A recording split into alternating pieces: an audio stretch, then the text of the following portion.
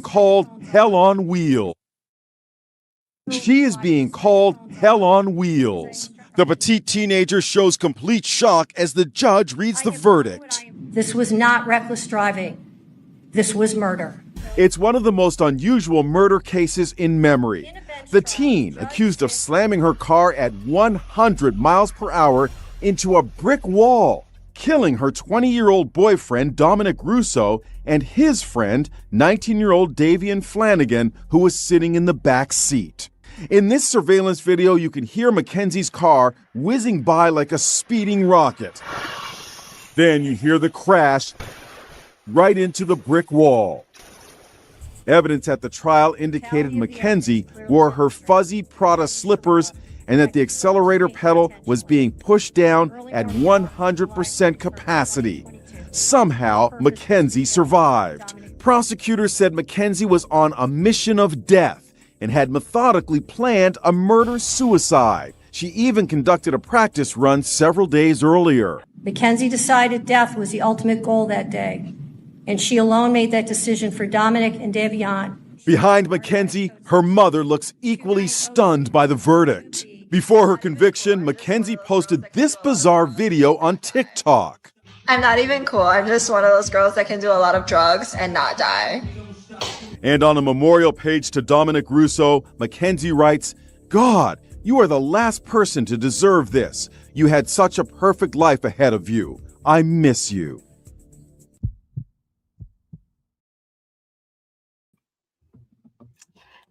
Hello, friends. I have Captain. First of all, guess we came early. Something a little lighter because in New England, we don't need. I do love hoodies, but it was too hot. Ladies and gentlemen, welcome aboard Con Air. I wrote one of the things down from Delta. It's like, with service to your guest as good as ours, please keep your seats straight and tray tables up. There are only 2 rules to fly on Con Air. Don't be a dick and act like you're an English lit, not on Facebook. Oh my gosh. So, welcome. Thanks, I love it too. It was a surprise. The thing said it wasn't coming until the 17th. Today is only the 14th. I'm double checking it. And so it was a pleasant surprise. And it's like cozy, but it's not too hot. And my mom read this out loud probably 3 times. And she's like, "What is that?" And I was like, "Don't worry about it." Bet. So I'm excited you guys are all here. Love it. Thank you, Con Air. We don't know where you're going. Oh, and Bobby, I saw you. Oh, Bobby, I made you an orange shirt that says Con Air that I am probably going to order myself. This is your captain speaking. I'm joined by the Con Air flight crew. We apologize for the delay and the pushback. There were some technical difficulties.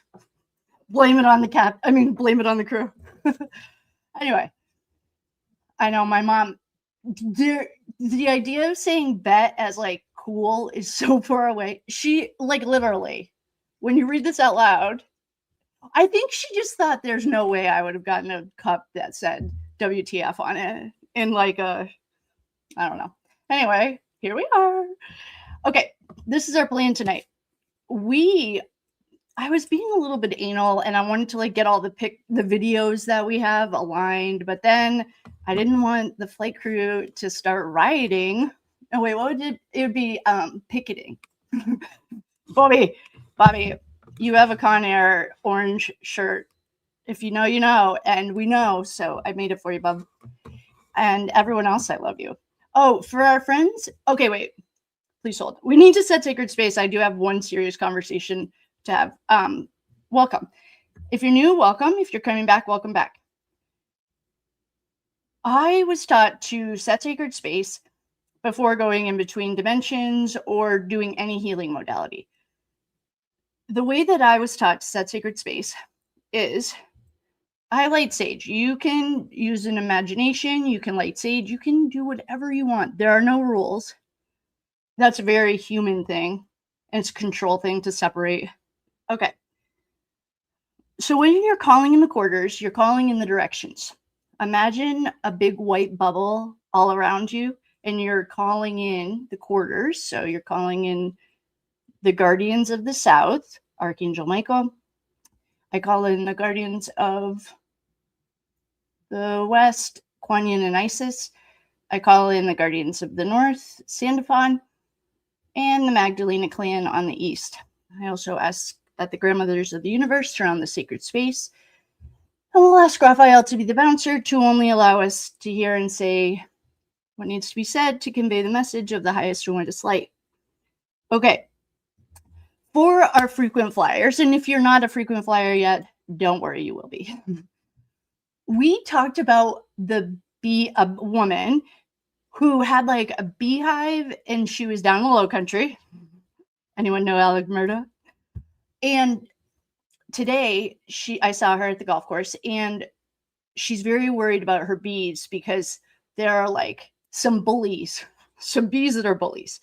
And so I told her that I had already talked to you guys about the bees, and I don't remember what I said about it. Probably about how humanity has dropped so low in consciousness, we have to talk to communicate. You know, the animals in the field don't yell at each other when there's danger. Deers don't yell at each other, but humans have to communicate with our voices. So I was probably talking about that, I'm guessing. Anyway, she asked us to keep them in our thoughts. And so I taught her about the white bubble, setting sacred space. And so if we do this for the crew too, when we have someone not feeling well. For our friends that aren't feeling well though, I have a channel message for you that I wrote down and I will read it and give it to you. But just imagine a beehive anywhere. Everyone can imagine a beehive, and imagine like a pillar of white light shining right on the beehive and then spreading out so that the whole beehive is protected and safe inside a bubble. And whenever if you're in here, say hi, then do that. But if everyone could please send love and light to the beehives down in the low country, Alec Murda. That's the only, I'm sure I know about the low country. Actually, why would I?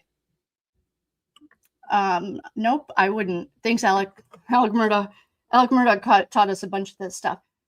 So, hi, everyone. Okay. Thank you if our friend is in here, I told her that I would bring that up. So if you're here, hello, welcome. And she's like my friend in the wild that might be here. Hi, everyone. I love you. I'm loving everyone. I can't get lost in the comments though, but I do love you. Thank you for flying. We are going to, I have like one little hair, go right into, these are pre-crash police reports. We have like probably 5 or 6 of them. So this might be one of those nights where we jump over to the other night. All right, I'm going to make myself small for everyone. Baba. Ugh. Hey, Baba. Baba, I have questions for you. I would love to interview Baba. Baba, and I will ask you some hard questions because I have some serious questions about you. What did you take out of Davion's room other than the jersey? That seems convenient. All right. What other questions would we ask Baba? Why was your truck on surveillance 3 minutes after the accident? What did you take out of Davion's room? Why did you change your story 3 times? I have so many questions for him. Anyway, here we go. Hopefully everyone can see this. Baba, if you're in the audience, please feel free to jump forward. I have a few questions that I would love to get clarified. Perhaps I misunderstood you. All right, everyone, what are you guys looking at? We are now looking at, Bubba is a nice guy. Sure, Jan. Oh, wait. Oh, where's our friend that hates these? Come on down, friend. Sure, Jan. That's how I feel about Bubba. Sure, Jan. It was a good day. Maybe we do need a little boon. It was a good day.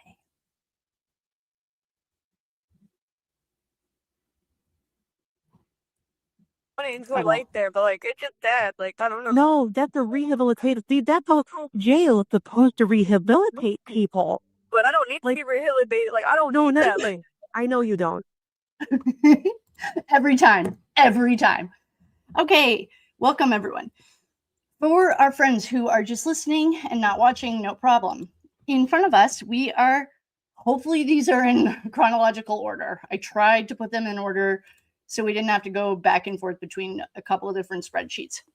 We are looking at a Strongsville police report, incident number 18-079808. October 19th, 2018 at 3:31 in the afternoon. Well, 15:31. That's 3:31, right, team? The police were dispatched. Oh, so the call was received at 3:31 and the police were dispatched at 3:30. They arrived. Wait a minute. That doesn't even make sense. Anyway, this does not make sense. Hold on. I want to make a circle around this because this just doesn't make sense. What can I make it with? Okay. So this is like not a big deal, and I'm just being a little bit anal, but I do have some questions about this. This was received at 15:31:05. They were dispatched at 3:33:28. They arrived at 3:33:28, and they cleared it at 3:34:28. Interesting. Maybe I should just keep reading. There's probably an explanation for this, I'm hoping, because this seems a little bit weird. Like, why? Well, who knows? Let's read. Okay, this was on Friday, October 19th at the high school. Oh yeah, this was when she was getting in a fight. The people involved: Natalie, Shirilla, the victim is redacted. Mia Mohammed, I think PRP stands for perp. Natalie Shirilla, insufferable. Redacted Vic, and Mackenzie Shirilla sub. Type menacing. The officer was 7149. Officer Frank. Okay. This was coded as a menacing.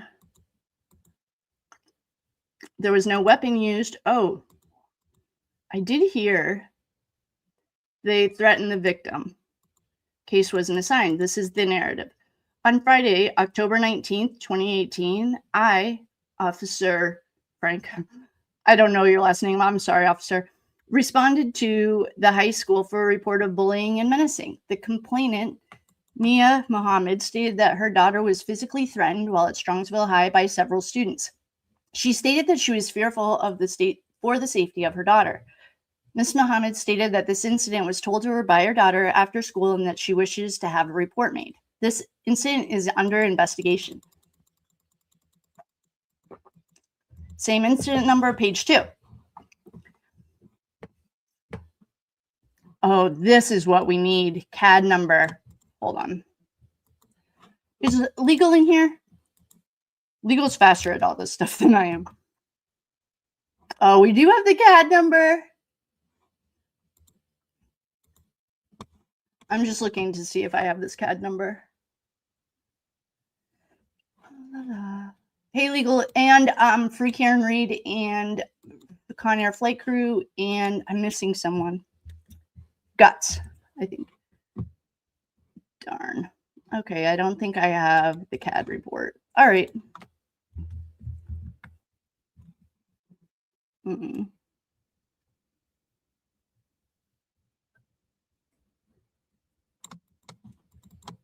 many of these? Actually, we might have it. Hold on.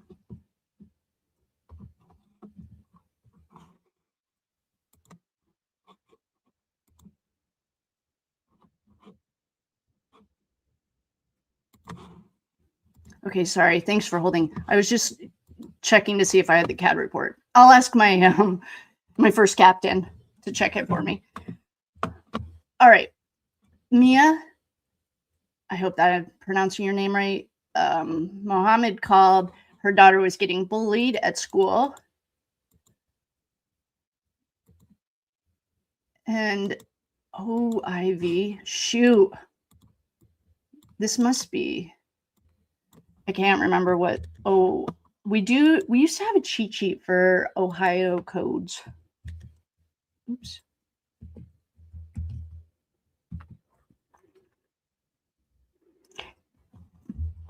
Okay, wait, does that say OVI? OIV, okay.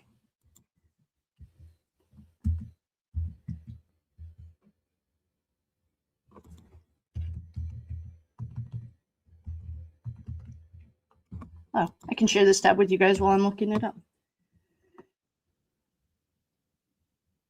Operating, that's what it says? Okay, OVI, OIV, all right. Oh, OIV stands for offender, involved victim. Okay. So the little delinquent was bullying. She was a menace to society. Her mom is responding for her because she's like, oh, you guys, I did also run a timeline for her. She will be 25. I have a whole timeline because there was some confusion the other night, including myself. I mean, we were all confused.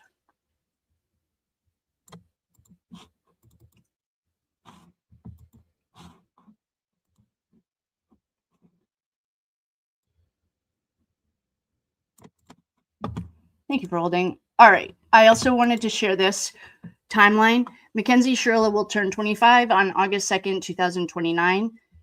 Her age and case milestone timelines. This does not include menacing. So we will jump into this, but we did talk about that the other night. And so I ran that report. Thanks, Notebook LM. Okay, so this is the offender involved victim. Well, that's kind of confusing. Okay, Natalie. Thanks for coming down. Queen of Gaslighting, Natalie. Incident number.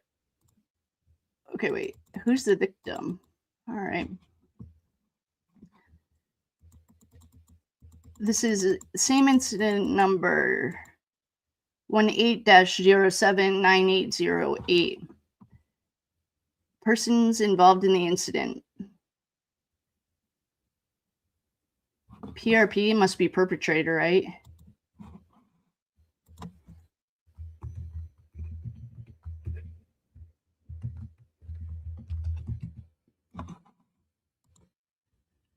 PRP is several different programs in Ohio. Ohio has their own little lingo. We do love them.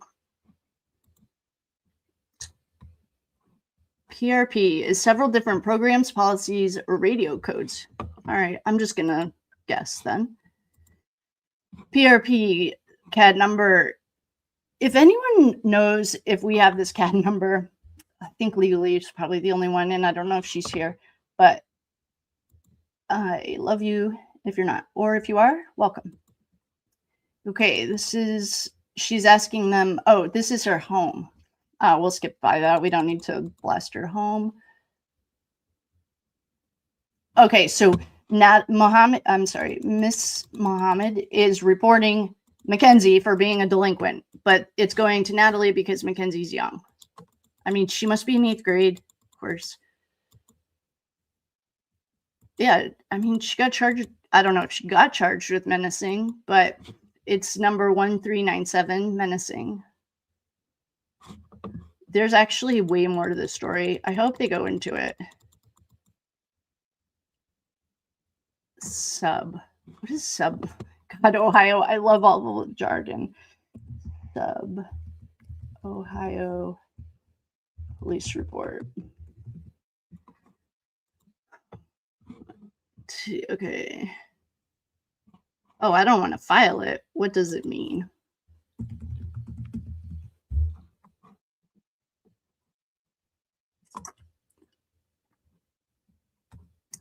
Okay, well,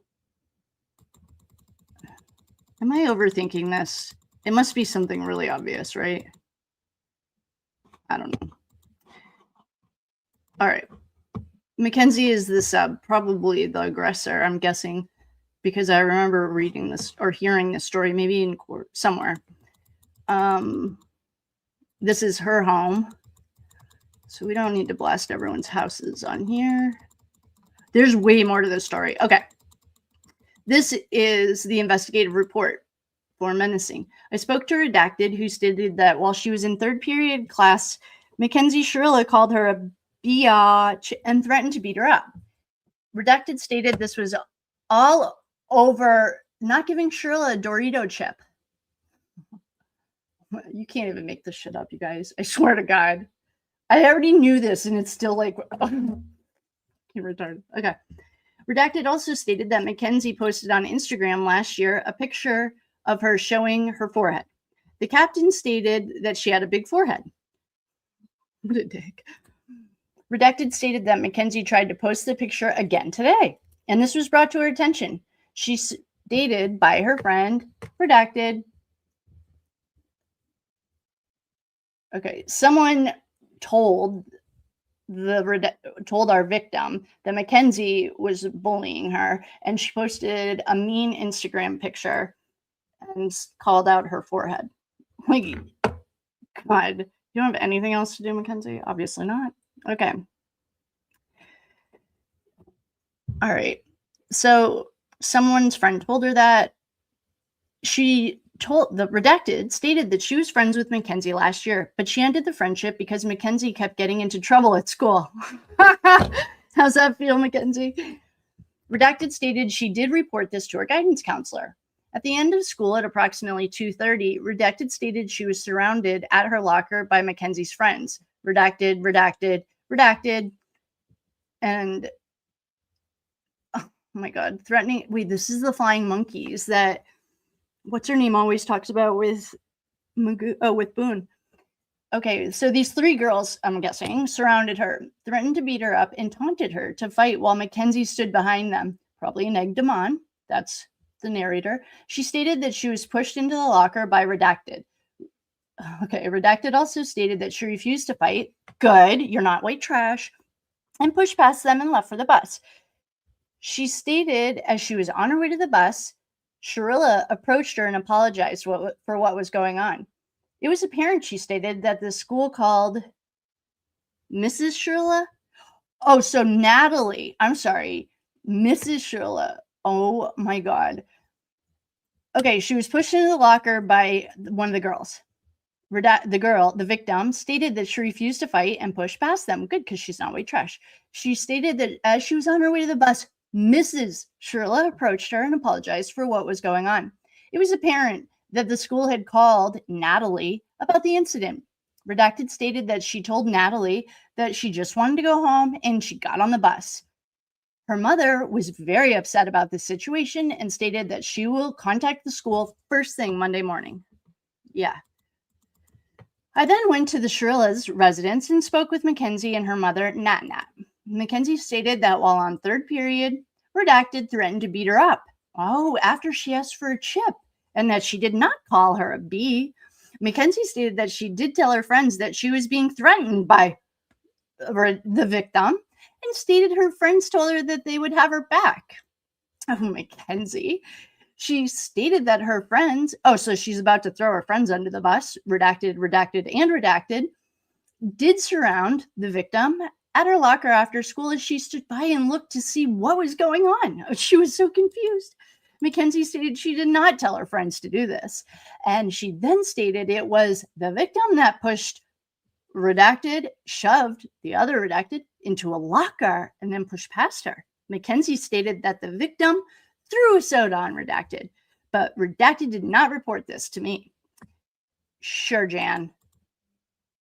Why is your story... Okay.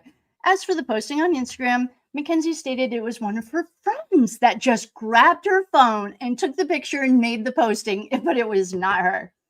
Mackenzie also stated that she was threatened by one of the victim's friends during the school day.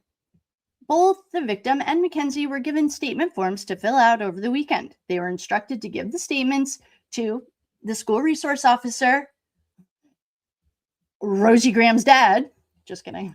Go in on Monday morning to add this to the report. Okay, there's a lot more to the story. I hope we have it. Darn. That's that. Okay. Next delinquent. There's more to this story. I wonder where we can find it. Probably in other reports. Cool luck. Okay, next report. Incident number 190428898. Okay, one thing I learned about Strongsville is this is the year. So the first 2 digits of their police report numbers are the years. Okay, just in case anyone cares. May 14th, 2019. Mackenzie Shirilla. Oops. So wait, we've read this report. It was like was it Detective Hazu or Hazaki that someone wrote a lot of details about this report. Okay. All right, Mackenzie. Oh, code, shoplifting. This delinquent stole a pair of earrings from Kohl's. The earrings were not recovered, and Kohl's could not prosecute due to the value of the earrings being less than $20.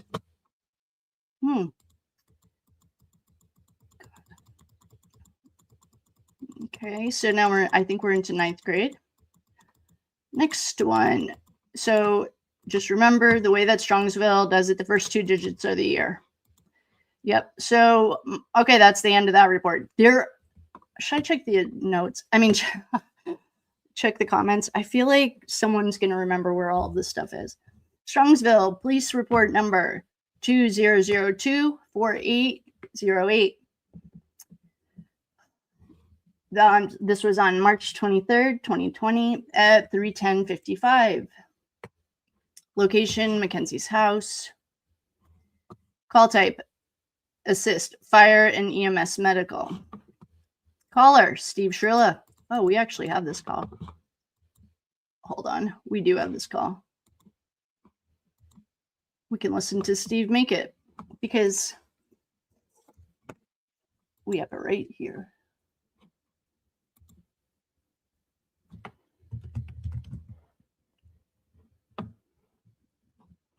Okay.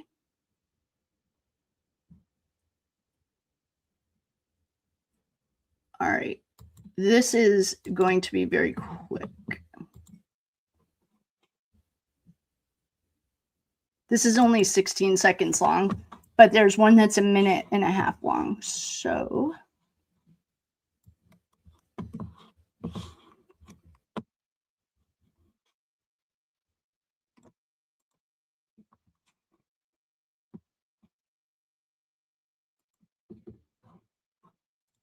please hold. A little bit out of control. Hold on, I have to rewind it.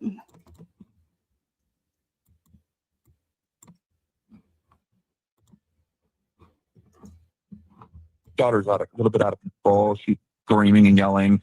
She's threatened to kill herself. She's combative with me and her mother.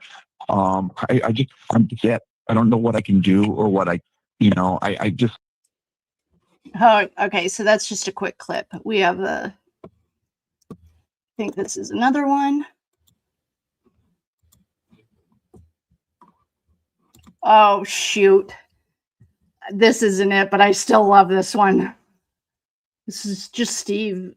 I think the title is Proving Steve Shirilla Wrong in 1.5 minutes or something.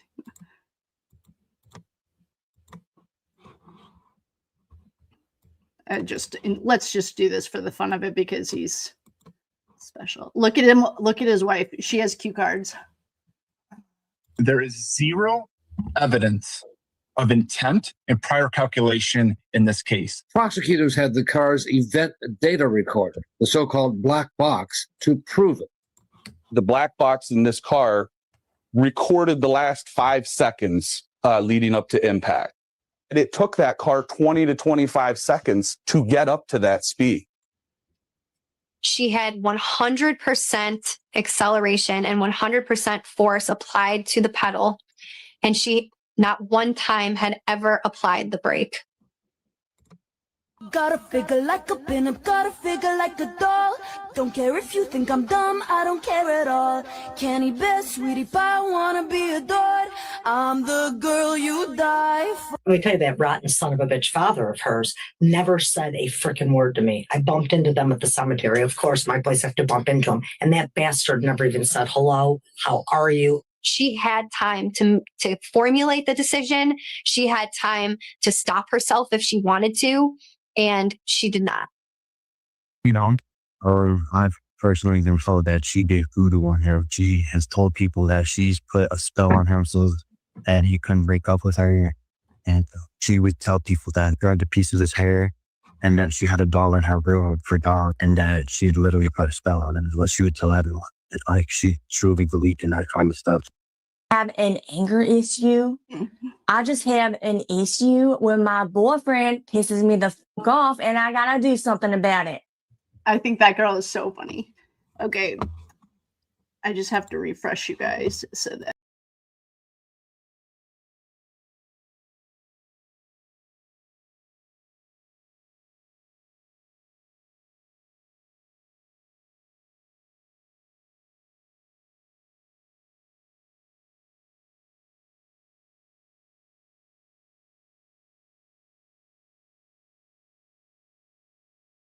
Sorry about that.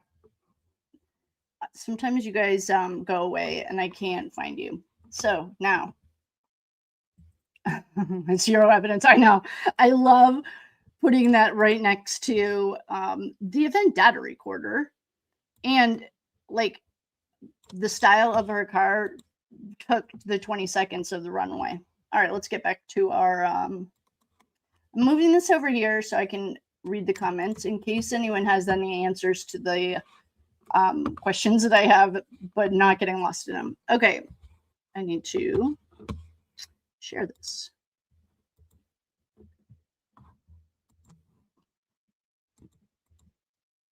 So when we read the trial transcripts, it was awesome because the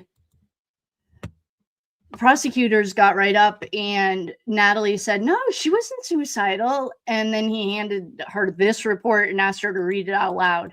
Okay. So Steve Shirilla was the caller and the narrative 15. Okay. So 15 in 2020. All right. So, and we know that little trick now. 15-year-old threatened suicide, unaliving. She required a psych evaluation, CBA. She's having anxiety. Oh, she had an anxiety attack, I think, at 3:12. At 3:24, the fire department was required for the police to respond. Female will not be transported to the hospital. Parents do not think her threats are real. They do not believe she will hurt herself. Please hold, though. That we know is not true based on the reading. I guess I don't need to find them. I was going to start looking for the Dominic texts because in those texts, Steve says to her, I didn't tell your mother, please let them help you at the hospital. And I think our friend Free Karen Reed figured out the dates were this, it was this date. Steve tells his little delinquent to let them help her at the hospital. So perhaps she didn't go with the transport, but in those texts from Dominic that we read, I think it must have been Free Karen Reed. And if that's not you, sorry. Next one. Oh yeah, if you're ever looking to stalk Steve Shirilla, you have to look him up by John. He doesn't go by Steve on social media, just so everyone knows. All right. Person involved, this is CAD number 2002. Now, next report. Okay, 2002-4808. Stephen John Shirilla, blah, blah, blah. The date of contact, 3/23/20. At their house. Nat was there, and Mackenzie was there, all at the house.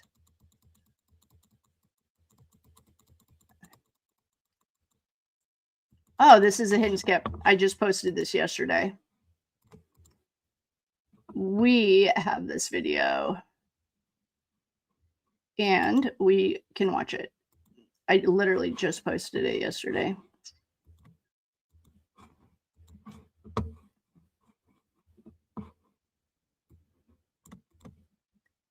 This is unbelievable too.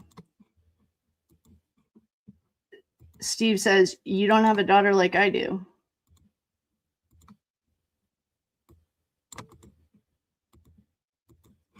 There's no sound yet. But I feel like it's about to get loud.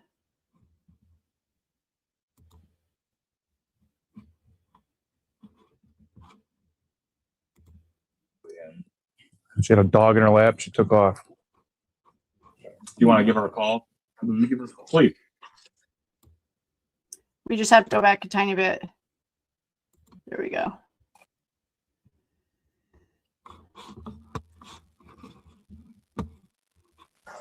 Lots of dogs. 4 dogs. Yeah. Okay. Oh boy. Hi.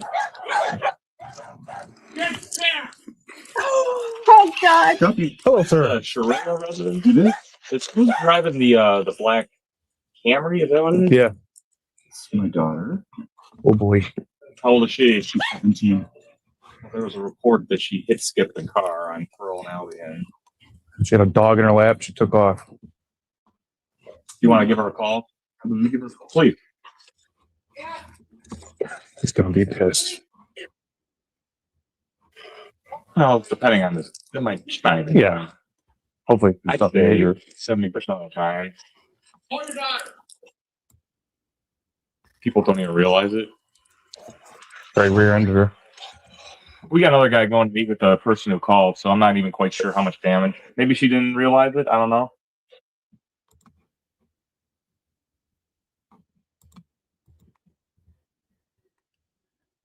This kid's gonna be a duck.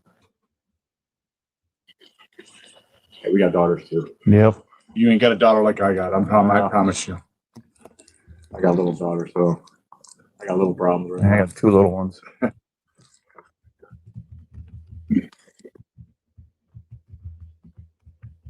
She didn't answer my call. Let me go see if my wife's got it. Okay, you go. My wife works out of the house. Oh, right on. 7 years ago. You arrived.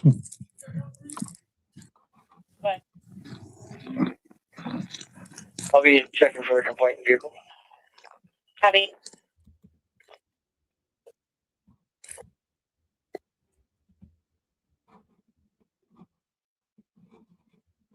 Getting a new fence myself. Ooh. And so she's on her way home right now. Okay. Goody. She mention anything about it? Does she know anything? said she did not hit anybody. Okay. That's good. There are plenty of times where we get reports of this. And when you check the damage, she might have made contact without even knowing. Like so what the chick? Oh, I don't know why she sorry. have a dog. Wait.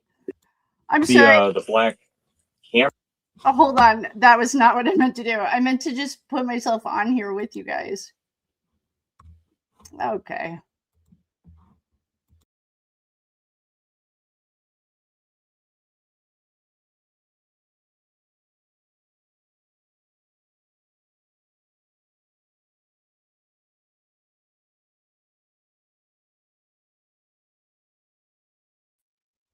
God, sorry guys. StreamYard, I just tried to press something, but I didn't do it right. Don't worry, I muted our thing.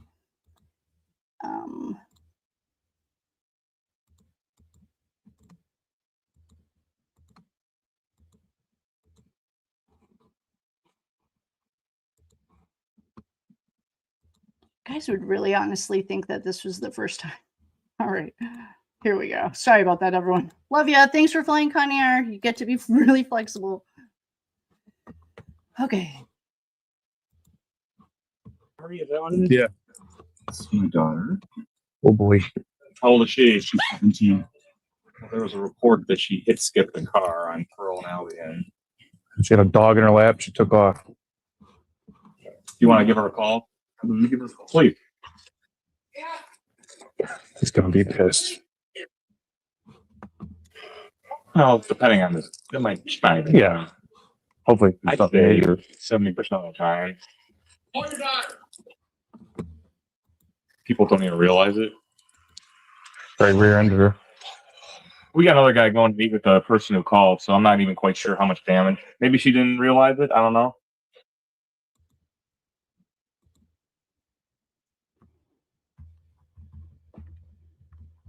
This kid's gonna be a duck. Hey, we got daughters too. Yep. You ain't got a daughter like I got. I promise you. I got a little daughter, so I got little problems right I now. have two little ones.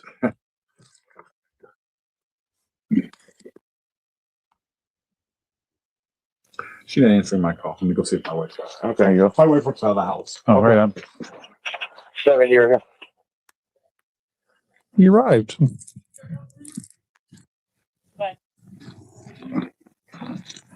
I'll be checking for a complaint vehicle. Copy.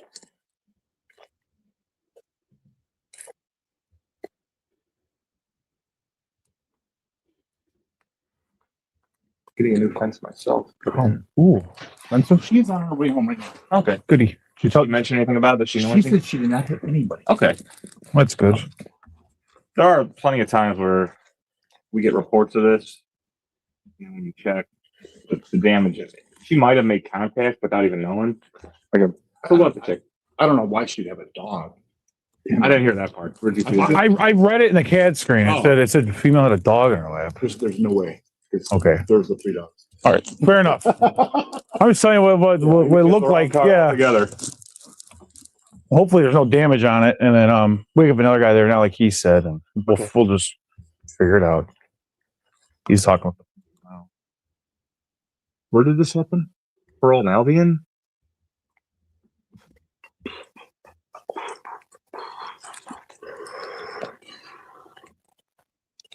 How far out was she? I didn't ask. Her boyfriend was over online, so usually she's there. I don't even know. Oh, no. We know because Christine Russo told us in her interview that of all the times that she was over at Dom's house, she barely remembered one time that the parents ever checked on her. Like they just, pushed her off.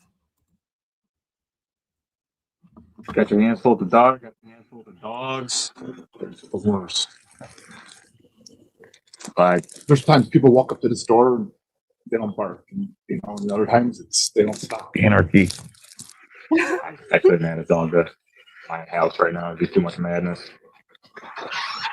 Hello. Hello. Oh, we're okay. She's on her way. Oh, good. Where? What happened? What happened? We have another officer talking to the person who called us in. When did it happen? Last 10 minutes. 10, 15 minutes ago. When we got called. Wow, how they said it was her? How do they know it was They her? gave us the plate and they gave us a description of the point of plate. So Where did it happen? Pearl and Albion. Is her. No. It's 70, 57 to 70. Is there proof? That's what we're figuring out. Now. Right. Are you with the complaint by chance? Oh, Where did I get them? I don't know. We're gonna leave us on the phone. Looking for him.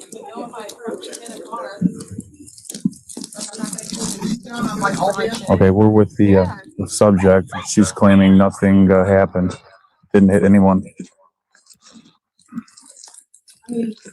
Yeah. Okay, 70. yeah, no, we're not going to do this insurance fraud shit. Go ahead. That's done now. I have an update. They pulled in the sheet. They went That's okay. I mean, That has been on we'll handle. It's okay. We'll handle. We just can't. Well, how could it have hit? And what did she say happened? We have another guy there now, so. Okay. Yeah, nah. Yeah, this is some bullshit. It's okay. You can't. It's okay. Clearly insurance fraud. They probably seen I was a fucking kid. Are there cameras over where it happened? I don't know where. All I know is in the area of Pearl and Albion's. All I know, man. What color car did they hit? We're not there. I don't know. And that has been. What's yellow? They probably thought the steering wheel cover was a fluffy dog. That's probably what it was. Yeah. Yeah. Could have been. Oh, Hey, how do you? Yeah, it looked like I like seeing a big dog in her lap or something like that. How did the car ride with the new tires, by the way? Oh yeah, did you notice? Did you notice? No. Are they red flags? What? I think that's anything. No, they're Oh, they're nice. Yeah, just today. they're not Nice. They're not caddy tires. What's Promise nice you. about Look at us looking at the tires. Good tires. I'm crazy. Well, I don't. So you didn't get any road rage incident, nothing like that whatsoever. Road rage after I just got harassed by a literal man on the road. Okay, well, so let's talk about that. So, could that be our caller? Someone who harassed you? I don't know. Was it a man, a bald white man? What's that? Was it a bald white man from Brunswick? I have no idea. So, I mean, it what happened? literally could have been him. What happened with him? We filled out literally. That's probably what it is. We filled out a police report. Literally, like, don't even say, dude. I'll literally cry. If that's Okay, what it is. when did you fill out a police report? We're waiting investigated. Yeah, we're waiting for the prosecutor to get back. He Oh, really? Yeah, he literally followed us. He followed me. Oh, no kidding. He blocked me in a driveway, like a grown man. He followed me multiple turns and then blocked me in a driveway. Wouldn't let her. And he was trying to fight me. Kept getting out. How long ago was this? You want to see the videos? Well, how long ago was it? Literally last week. Last week. Oh, okay. Strongsville? Yes. Yeah. Look, right by Sheets. This is him, like, following, like, here's him out No the car way. right here. He's yelling. What the hell is he doing? He's following me. I'll show you him blocking me in the What kind of driveway. car has he got? A Buick. A Buick. Right here. That's me getting his license plate, because what the fuck are we... Isn't this also when you were on the phone with the cops, right? Yeah, I'm on the phone with the police, like, right now, because he blocked me in a driveway. Like, here's him blocking me in the driveway. Well, I bet you this might be a caller. We'll figure it out. Dude, I We're would be figuring it so out. pissed, 'cause They said she, the caller was. I don't know. Yeah, but it if might that's be. his like, if he like has girlfriend or I wife. really or hope something. he doesn't have a wife. I feel bad for her. Bum, bum, bum, bum, bum. So we're just waiting for that. Yeah, I don't know what's, that what he's doing complex to here. release. Gotcha.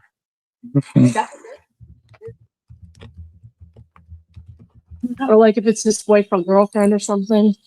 Dude, I feel so bad. Well, I don't see any damage on this car. No, I don't see anything. No. We hit someone. I mean, to be visible. Dude, I'm literally pissed off. Like, I literally was like, what the fuck? Like, no, I'm pissed. I wonder if it is related. I don't know. Because he knows she has a fuzzy. Well, yeah. Once you see that, it's kind of undistinguishable. What? Did you see all the cute little kitty prints? No, Is that a fucking key? Come on, 70. Well, I don't know. That's new. Right there. That's new. You know, feel a little. Bum, bum, bum. Well, I'm glad you guys don't see any damage too. No, we don't. Absolutely. We do not. Freezing. Oh my God, what if it's related? We'll figure it out. We'll get to the bottom of it. Because we were going to press charges. You can't do that to anybody. Sure. Lock her in too. Yeah, and he tried to say he thought I was a man. No, he didn't. He Yes, he said he did. didn't know you were a girl. Like, how can you not know? You're looking. And I was wearing a Juicy Couture track, so I don't know any male that wears something like that. I can't be dropped like lobster into a. Oh, while we're here, do you have your license on you, dear? You're not in any trouble, just so that I talk to you. I think it's in my room. Yeah. No hurry. Is it ever going to get warm? They're what they're supposed to be. Aren't you guys cold? I'm just I am used to cold. it. I'm numb. I've become numb. I was all right today. It was beautiful. It was nice. Windy. Oh, yeah, rolling down a bike. It was tough. We went down. Oh my God, you're on a bike today? Uh-huh. Oh my goodness. Hope you have a like one of those shields on it. Yeah, I got it's a Beamer. It handles real nice in the wind. I'm the problem on the bike. It's I'm big, not as big as you, but I'm a sail on a motorcycle. Yeah. We were down Mohican Way. Oh on my that farmland. goodness. You guys, what if it's Oh, we'll figure it out. Hopefully it's not, and it's nothing. That would Squash it. be the idea runs into the same person on the road. Well, and especially if you know that there might be charges, you wouldn't do. Right. Okay, you never know.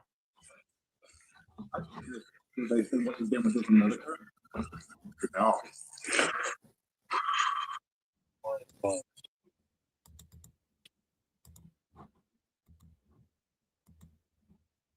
Don't worry. What is he doing? God's sakes.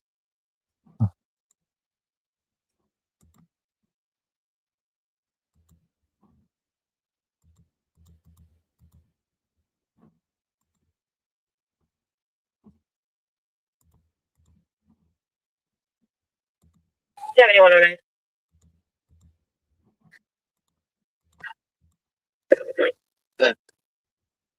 First time in Prospect in 82. Airport of a baby deer that was struck at dispatch. The driver of the vehicle coming up to the station to make the report.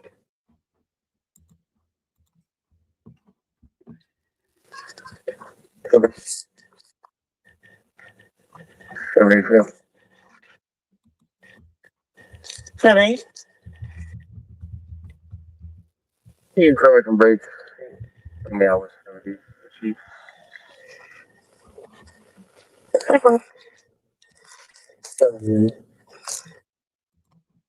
Silver Camry. 70. Look at here's 2 Henry Williams or Hello. 57. Go ahead. Okay. There's my Irish official damage at that. But I still insist it was they were hit from behind. Copy. What's the male's name that you're with?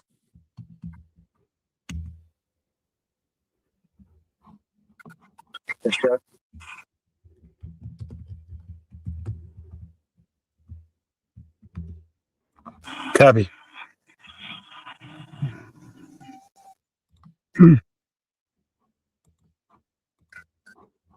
What's the name of that guy?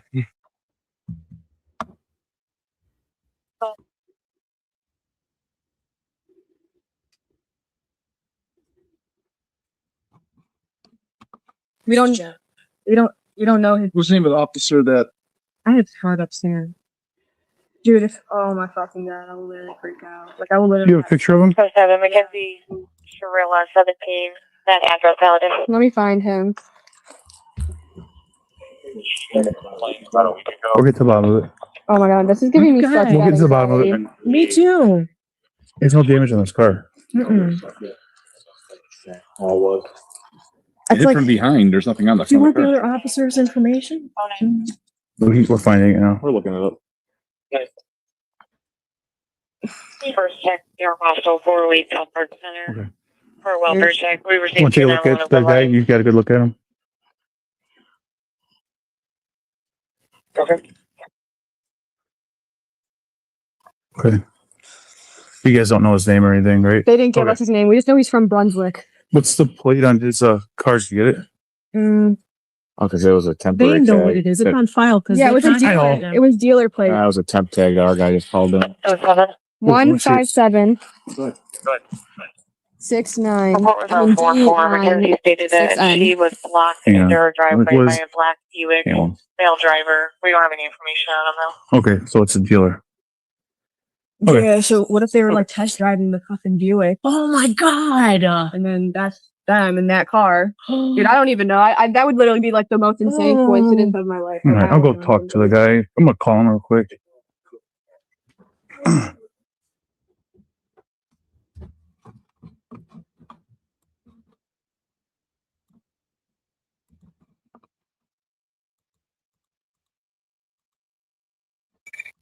Give myself that too.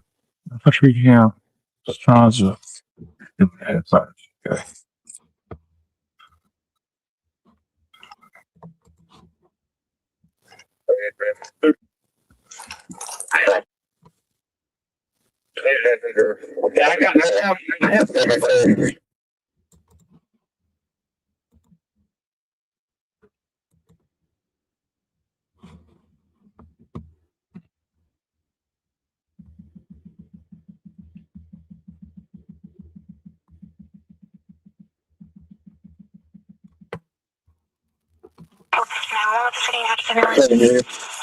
Okay. Operator, I'm wondering if you can give me the number of falling waters in Strongsville on Pearl Road. Copy. Passenger check for baseball.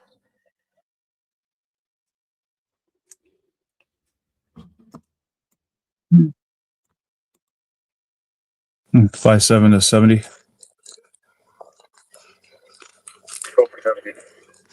There's absolutely no damage on the front of this vehicle down here. Also, she stated she did not rear end anybody.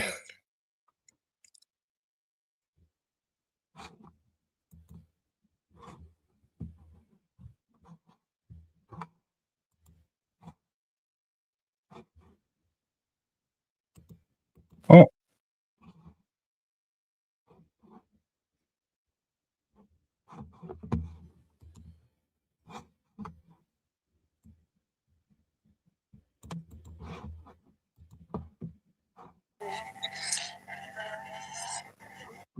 Like the first thing then?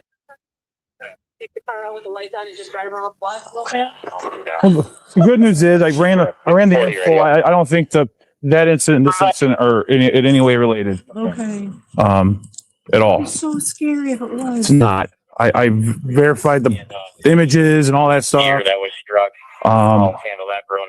Is there damage on her? He said We'll just say minor. Superficial. Yeah. And you guys heard me over the radio. Absolutely. I don't see absolutely anything. So there's nothing. I'm out. I mean, there's even dirt. So if there was an impact, it would be like, you would see what I mean? Yeah. So if you hit someone, it'd look. There would be. Yeah, there's. Okay, I'm just going to pause this for a second because I want to. Oh, I have to reload.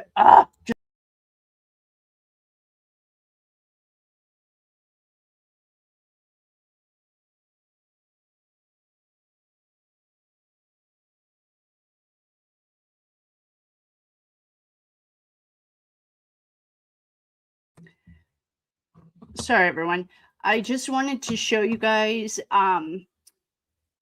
There's a few things I wanted to show you. So she's like saying nothing happened. The CAD report is right here.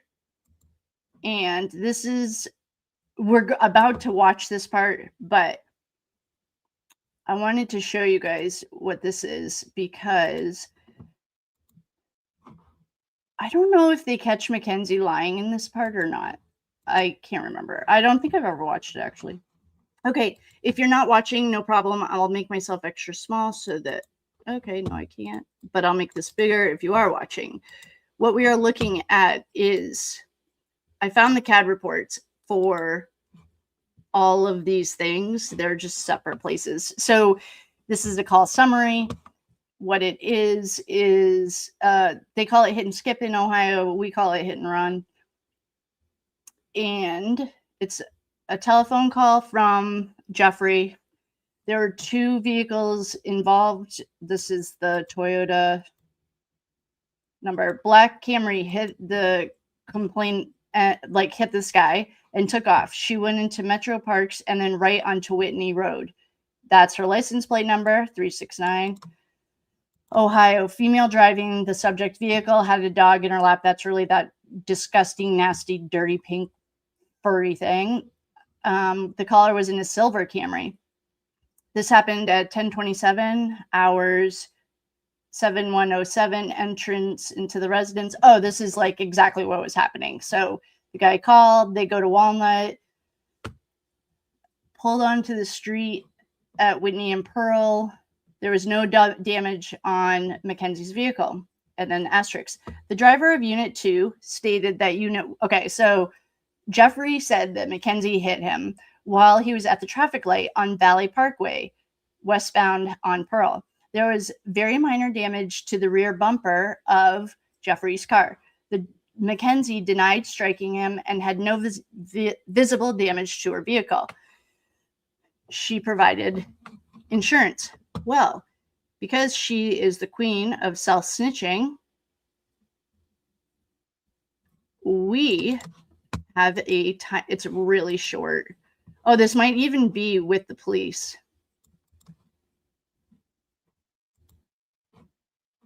This might be when they're looking at the car together, but this was in her Snapchat. And I just thought I'd show it to you. There's another one, though. You can see damage, and it's during the day, so I'll look for it.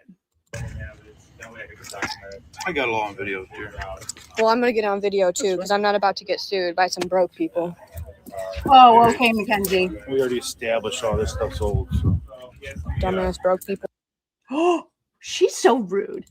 Okay, there's another one though. Don't worry. Welcome. If you're just joining us, hello. We are so glad you're here. We are also, I just want to see if I can fix the lighting a little because it's really hard to see.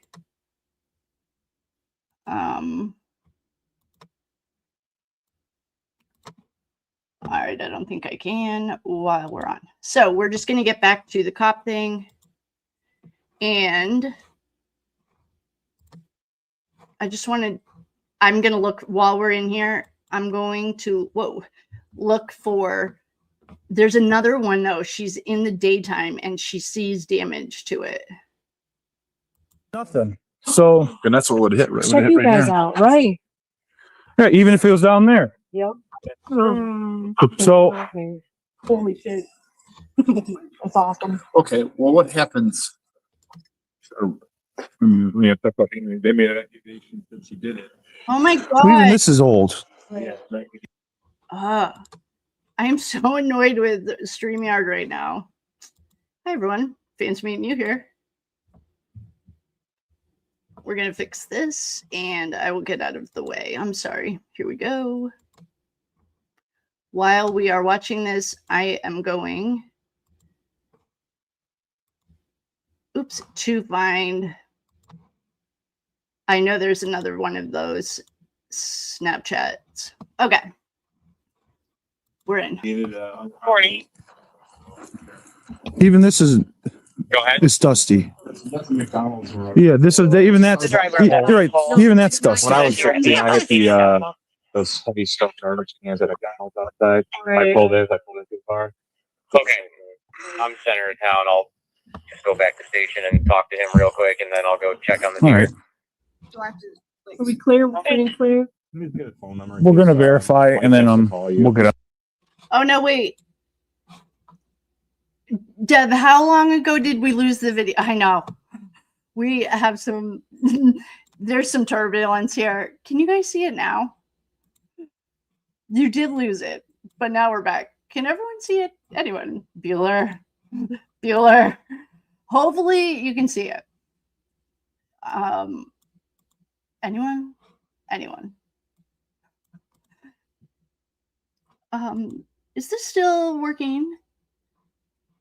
All right, I'm just gonna hope that since no one's written that we're all good. Okay. Out here. The other guy at the other end. You and me? I mean, Karen will do. Yeah. Okay. We'll try to squash it. I work from home. Sometimes I can't answer the phone. I don't It's my worry fault, about but then I'll I'm not call you gonna- guys. Oh, and on the 27th, we're going and picking up all the trash on the highway. Oh, fine. Yeah, What's she wants to start an what's a organization good to phone clean up number? the freeways. Oh, do it. Clean up the city. Yeah, Go I ahead. think it's amazing.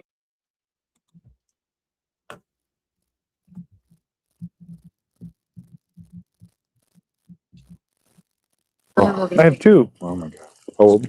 Oh, they're little. Oh, 6 and 4. They turned into 17-years-olds. I bet. Yeah. 15-year-olds. Yeah.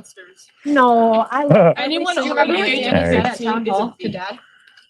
I think we should get out of here then. I guess. Yeah, I mean, if we need anything, we'll call you. I don't see any evidence of an impact here, guys. So Okay. all I know it's. All right. Sorry about it. Guys. Thank you. I Okay. don't know if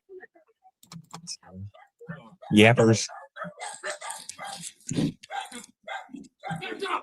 Oh boy. Hi. You sound so. Is this a Shirilla residence? It is. Who's driving the black? Wait a second. I think we just went through this. We did. Okay. So we just went through that. Well, let's get back to our report. Yeah, low test Steve is like yelling at dogs. Like, come on, Steve. All right. Welcome. If you are just joining us, hi, everyone. I'm so glad you're here.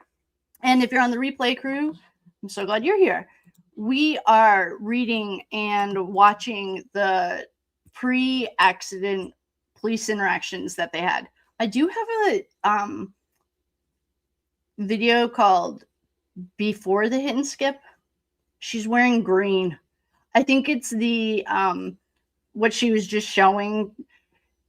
Mr. Bobby, did you hear that I got you the please hold everyone. Bobby is our very dear, lovely friend, and Bobby, look what we got. Please tell me you guys can hear me. God. Bobby, has anyone seen an orange Con Air t-shirt? Because I want one.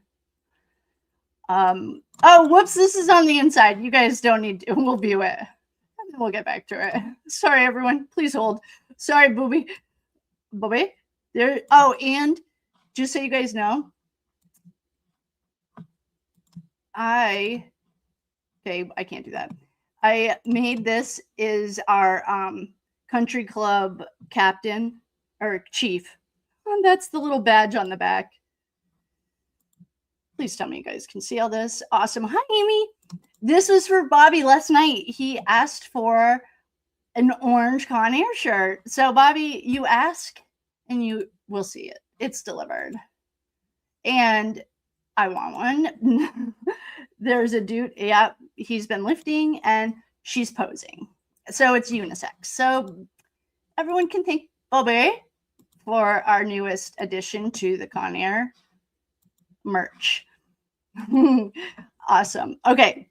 Love it. All right. So welcome. If you are just joining us, we are going through the police reports of Mackenzie's delinquency pre-crash. I bet you that's the night Con Air was in. Oh, and if anyone would like some Con Air sweat, I got my new sweatshirt and I got my what the fuck. And my mom's a boomer, love her. She literally read it out loud like 4 times. She did not get it. She's like, why would you ever buy that? I was like, don't worry about it. All right.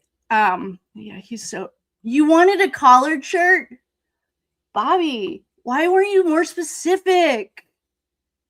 God, I thought you wanted a t-shirt like the one in the parody. Bobby, I need you to be a little bit more clear when you're asking the captain. I take what you say. Thanks, Amy. And Debbie, thank you. Oh, yes, please drop your location. For our friends that needed healing or need healing, please stay around till the end because I have a message for you. You're a boomer. My mom is a boomer. See, my mom is a boomer, and we had a woman, I'm assuming, well, I know it's a woman because she said that she's a boomer mom, and she was like genuinely, seriously asking me questions, and I love my mother to death. I don't know. I was very clear. You just missed that comment. That's why everyone was laughing. Well, Bobby, we do have a collared shirt that has Country Club Chief on it, but I can just switch it out for Con Air. I didn't know that you wanted a collared shirt. I saw the orange and the Con Air. Hi, Rhonda. Welcome. Hello. Hello, Amy. Oh, yes. I am assuming, based on our demographics, that we are the children of boomers and boomers together, which is a wonderful place to be. I got to do a lot of work on my mom wounds. So everyone's happy. Bobby, well, if you want, I will make you one with collar. But can you buy the t-shirt now? I'm just kidding. Hello, Rhonda. Welcome, everyone. All right, we are looking at this delinquent. There is another police video that I have that's titled Before the Hit and Skip. And in Ohio, it's pretty much their own worlds. They have everything. Oh, it's only 20 minutes long. We haven't even gotten to this police report. So, okay. I am going to make myself small. Oh, Con Air. Okay, Bobby wants a call. I don't get the joke then, Bobby. Can you fill me in? All right. We are taking a small detour. If anyone doesn't like that I'm blasting someone's address out here, then I'm really sorry about it. But this is a FOIA drop that everything is public, so I'm not doing anything. There are a few things that I did notice in this Shirilla home. This was in 2026. Okay. Natalie called the police because we have all of the time she's ever called the cops in her life because their neighbor's lawn wasn't mowed. This looks to me like it's not kept. And what is this trash? Don't worry. I zoomed in on it because I was curious. Like, what is this? Like, why is there trash here? Trash here. Unkempt, which is okay. Like, it's not my lawn. I don't care. But don't call the cops on your neighbor for not mowing his lawn if your lawn looks like this. And the other thing was their driveway looks, see 2026 Google right there.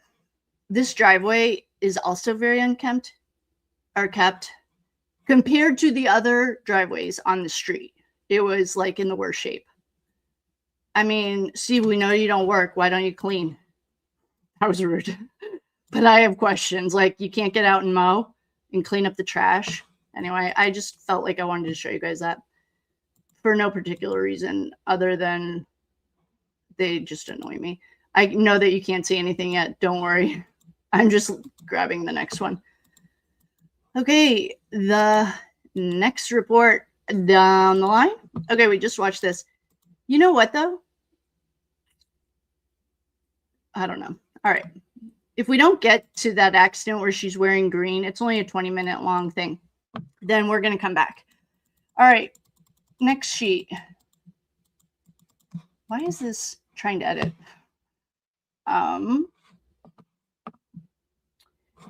Okay, we saw the video for this. Okay, we've read this. We've read this. Okay. Next one. This is in 22. We learned a little trick with the Strongsville police reports. Anything that starts this number is the year. Okay. Why is this trying to edit for me? Anyway. Oh, this is the guy. All right.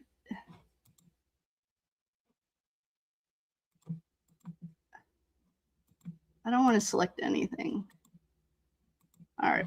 I don't know what's going on. Anyway, so CAD number 2204. Oh, I did find some of these CADs. This is just the call. Like, this is the guy's name is Jeffrey, and we will see a little bit later. He's like talking to the cops, like, what's going on? Okay, same police report number 22042051. And it's just the same thing. Mackenzie's lying. And I don't know if she ever got caught for it. But somebody catches her, and I don't know where it was. Okay. Oh, now we're post-accident. This is post-accident. Okay. Let's watch before the hit and skip. Mackenzie got in trouble. This is only 20 minutes long. I don't think anything ever came of that other thing. What I'm going to find are the police reports. We might as well give that another whirl. All right. So this happened a week before her hit and skip.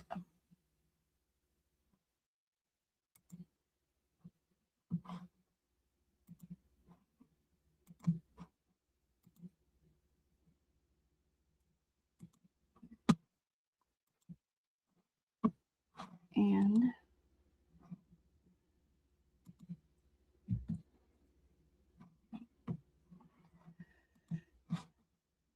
hello, you doing okay? I'm really scared. That's okay. Well, you're okay now, okay?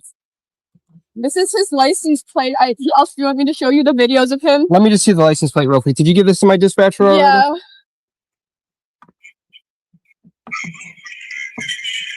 3-8 radio.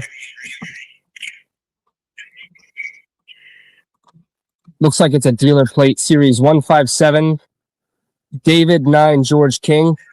I have a video of his face, if that would help. Yeah, let me see So that. this is when it first happened. He was at... Thank you so much for the help. Have a nice one. So look, this is when it first happened. I was just listening to music, and he literally is yelling at me. I'm just listening to music. I didn't want to roll down my window because I didn't know if he was going to pull a gun out. What intersection was that at? This is right by Sheets. Oh, on Royalton Road. And then he Or- followed me all the way down the road. He's like, and then I pulled into a driveway and he like blocked me like that from leaving the driveway. And he's like, what? Like, what's up? Like trying to like square up with me. Like I'm a 17-year-old girl. Yeah. Like, and then he's yelling at me. So I'm trying to back out and get out, but he's not letting me. This is not even my driveway. I just pulled into a random one. And then this is me trying to get a license plate again. And he's going like, what's up? Like, what's your problem? Sorry, I was shaking. The video is really bad. No, and then, no, no, And then you're okay. he pulled over right here to. And then he gets out of the car again, and he's like yelling at me. He's like, "What's your problem?" But he's the one following me. Yeah. So I don't. Okay. All right. So I tell you And what. then here's him again yelling at me. Like he was not leaving me alone, so I couldn't go home. Okay. Where do you live now? I live on Walnut Creek. On Walnut Creek. Yeah. Okay. She's got video of him. Wait a second. That's convenient. She lives on Walnut Creek now, not at Dom's house. Yeah, seriously. God. All right. Where's 5'9" at? Is he coming down or no? Is he gonna look? Yeah. Okay. All right. All right. Tell you what. What I'd like you to do is there's a couple spots up here. Pull up closer. That's me. Yeah. Actually, so when you back out here, there's a parking lot to the left underneath the water tower. Go ahead and park and come on in, and I'll meet you in there. Okay. Right, thank you so much. Yep.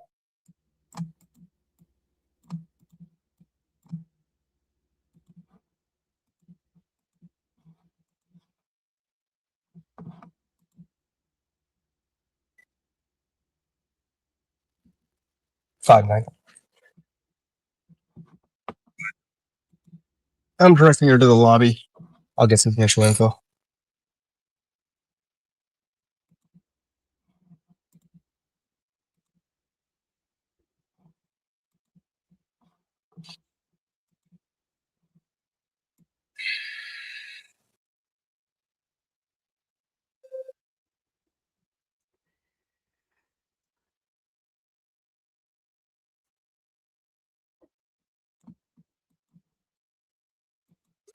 He's on my side. Stairs, but I'm going into the police station now. I have an officer with me. Yeah, I had to play him with a ton of footage that proves exactly what he's doing, so that's why I'm not saying. What the hell? I know I'm scared. But yeah, I'll talk to like mom about it. No, you don't have to come. If you can just go get a PO bot so I can start getting it to the end of the website. I can handle this.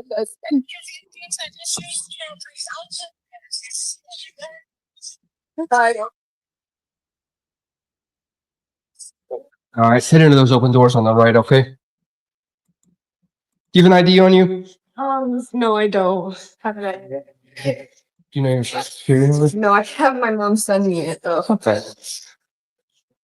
We'll come over here and talk. Okay. If you send me a picture of my ID. Wait, actually, I have. That's the second time that she hasn't had her license on her when she's driving. She didn't have it on in the big accident, and she doesn't have it on her right now. That's illegal in my state. I don't know. Apparently, it's not as illegal in this state, but that's a big no-no in where I am. My ID. You do? Yeah. I'll get that in a second. Let's get you in here.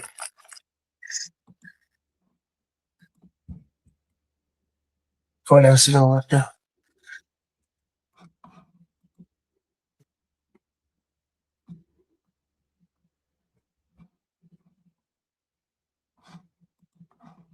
All right, let me see.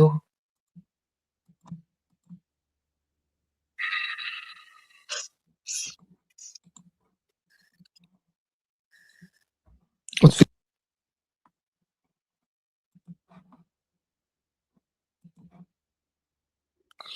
Oh, you And know that- what Cheyenne said last night?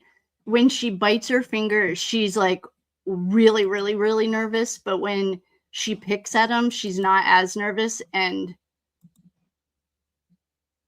where are those big, nasty, dirty white trash fingernails now? Okay. 15949 still current on Walnut Creek, right?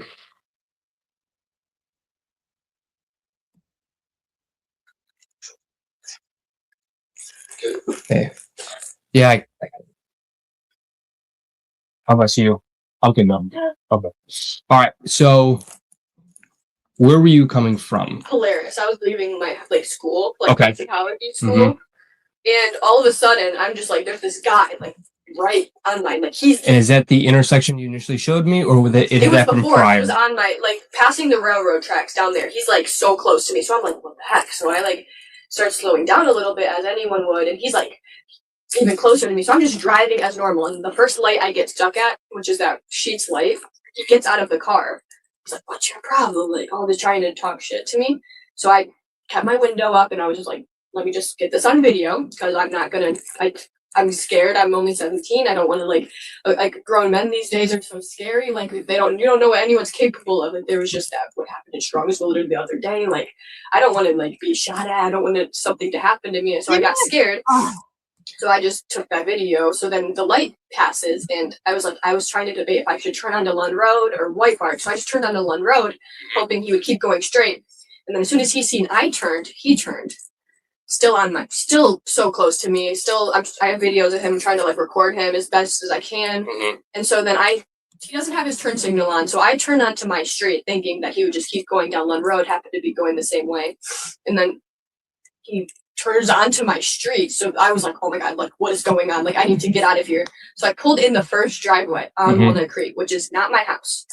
And he blocks me in the driveway. He is diagonal.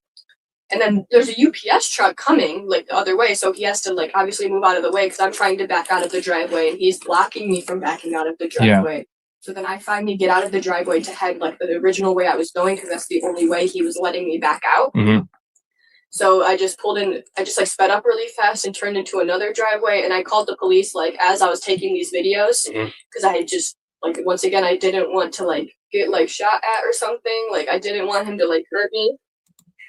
So I just turned around and that's when I called the police and just drove to the police. She must know she's in an interrogation room. They didn't read her rights, but Sarah Boone taught us about interrogation rooms. Police station, and he tried to follow me to the police station, but there was a car in between us and he must have lost me or something. So okay. That was. Because you guys were both northbound on Pearl from Lund is initially where we got it then. Yeah. Okay. All right. What I'd like you to do is I need you to send me all of that stuff now, okay? So you have a phone number? I have an email address. Okay, let me save them all too. My phone really quick. Oh my gosh. Yeah, I just never thought this would happen to me. It's just crazy. Well, listen, you're not the first person this stuff has happened to, okay? The good news is you stayed calm and you got to where you needed to be then, okay? Because I got followed home once from work, but I just pulled it to my driveway and nothing happened from there. Okay, so that's my email address. I wrote it down just so there's no misspellings or anything else like that, okay? Write me.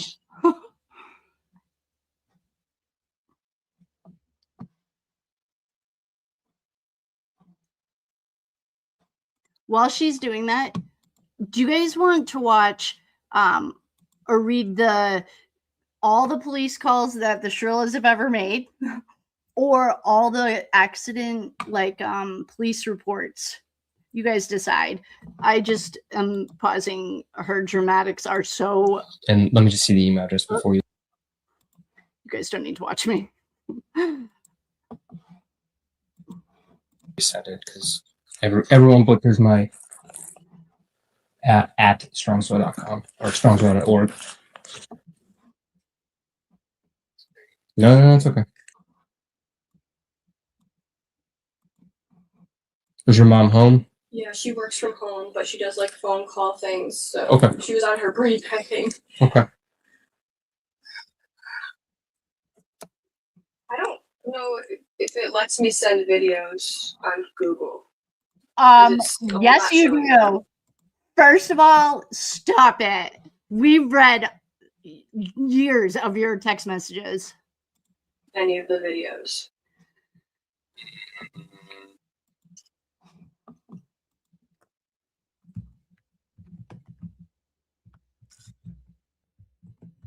Okay. Let's do this. Let's go back to just go back to one of the videos. Yeah, all know. Okay. Let's do. Is this a pretty good? Oh, you guys, that asparagus outfit is coming in now. Funnier. I want one that is like Sending body worn down in 30 seconds. this one's pretty good. We'll start with. Sending body worn down in 25 seconds. So I'm gonna do the messages. Body worn down canceled. I'm just gonna type in my email address. Glass of water. Right here. Hey, look at me. You're okay.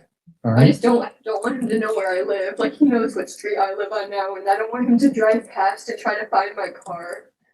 Why is she Well, hiding? so here's what we're gonna do, okay? And if you want, I can call your mom and talk to her as well, okay? So we do what are called special attentions. So the computer screens in our cars, your address pops up with a little synopsis of what happened today, and officers drive by your house a little bit more frequently, make sure everything's okay. All right. So we'll put an alert out for that vehicle, for that plate. And then we'll kind of go from there then, okay? I'm going to check and see if that's sent. In the meantime, this is a witness statement form, okay? All I'd like you to do, if you're okay with it, is just fill out, hey, I was driving home from Polaris. This guy was tailgating me. We stopped at this intersection. He got out of the car, approached my vehicle. I pulled into a driveway. He blocked me. Sorry. She was just doing that prayer hands that her mom does. Sorry.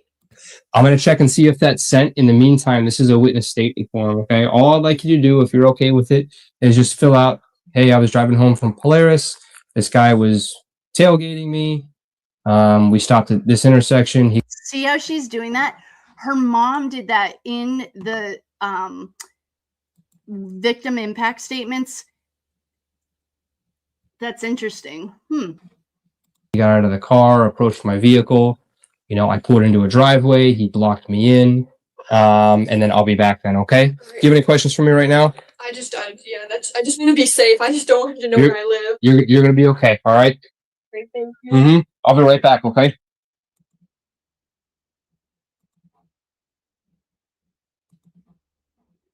I don't agree with that, Juliet. Kohl. Yeah, I didn't know. I'm really scared.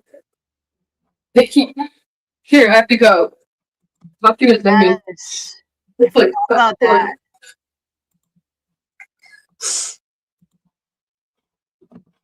There's got to be something.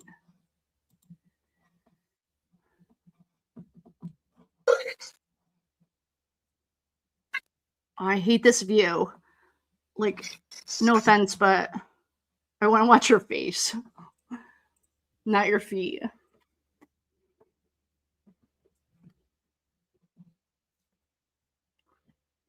Oh my God. I definitely don't agree with the comment of they're lax in this town.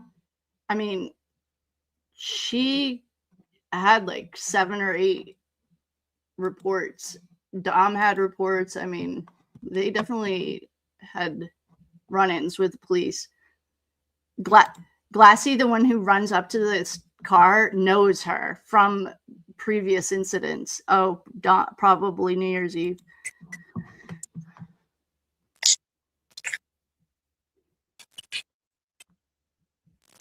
Go ahead and sign phone number, address, date of birth, and that all. Okay.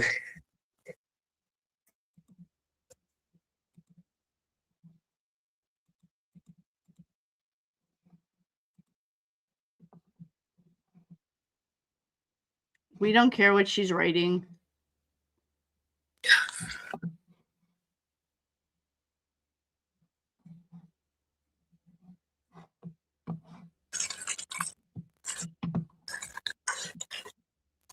Radio. What did you say? Can you put your name up top?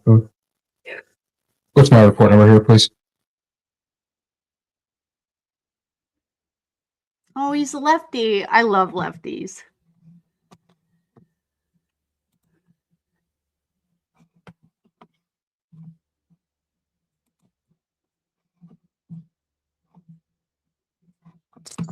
Okay.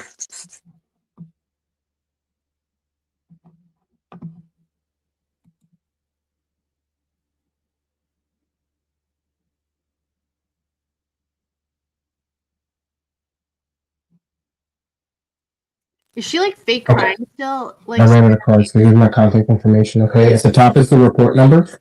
7138 is my badge number. This is a good contact number here for us, and my extension is my badge number as well. Okay. All right. So here's the deal. So we have a good plate, so I'm gonna do a little research and find out who that gentleman is, and then we'll kind of go from there then, okay? Can I have a good contact number? Yeah.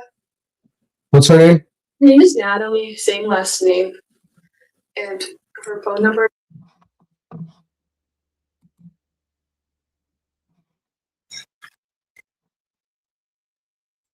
If there were any criminal charges, the only issue I ran into is since you're 17. Do you want to press charges against him? If there's a criminal charge? Sure, let me ask my mom. I can talk to your mom on the phone if you want. Yeah, Yeah. I would rather her just But I'd rather talk to her as well. So my mind is not right. Like, I'm terrified right now. Like, I gotcha. Are you okay going home right now? yeah, like. Would you like me to escort you home? Here, hold on, my mom's calling me. Okay. Hello? Here, he's gonna just call you later, but should I have an officer follow me home? I bet just you're in right. case he's there. I bet you're right, Colorado. He doesn't know where we live, but I feel like he knows what the black of my car looks like. And what if he just drives back and forth and finds my car at home? Oh my god. Okay. Can I talk to her real quick? Yeah, here, he's gonna talk to you. Hello? Hi, I'm doing well. My name is Jordan Rotonda. I'm an officer up here at Strongsville, okay? So I was just talking to your daughter about this stuff. We have a good license plate, so my dispatcher is now running it and trying to find out who the actual driver of the vehicle is, okay? Now, there's the possibility of a criminal charge of menacing against this gentleman. Are you guys willing to press charges against him? Or do you want him? Wait, sorry. There's the possibility of. Look at the way she's looking at him. Oh. Hey, back off your black magic. I need a screenshot of this, sorry. This, like, does not look normal. All right. Of a criminal charge of menacing against this gentleman. Are you guys willing to press charges against him? Or do you want him to just have a conversation with him? Just have a conversation. That's fine. Yeah. Because there's a couple kind of nuances in the law that I want to look into and make sure that, one, we're doing the right thing for your daughter, and two, that we're within what we can do. So that's why I wanted to at least talk with you and get your opinion on that. Then, okay? Yeah, that's fine. Actually, I gave your daughter my contact information, my badge number, and name, and everything. So at your convenience, give me a call.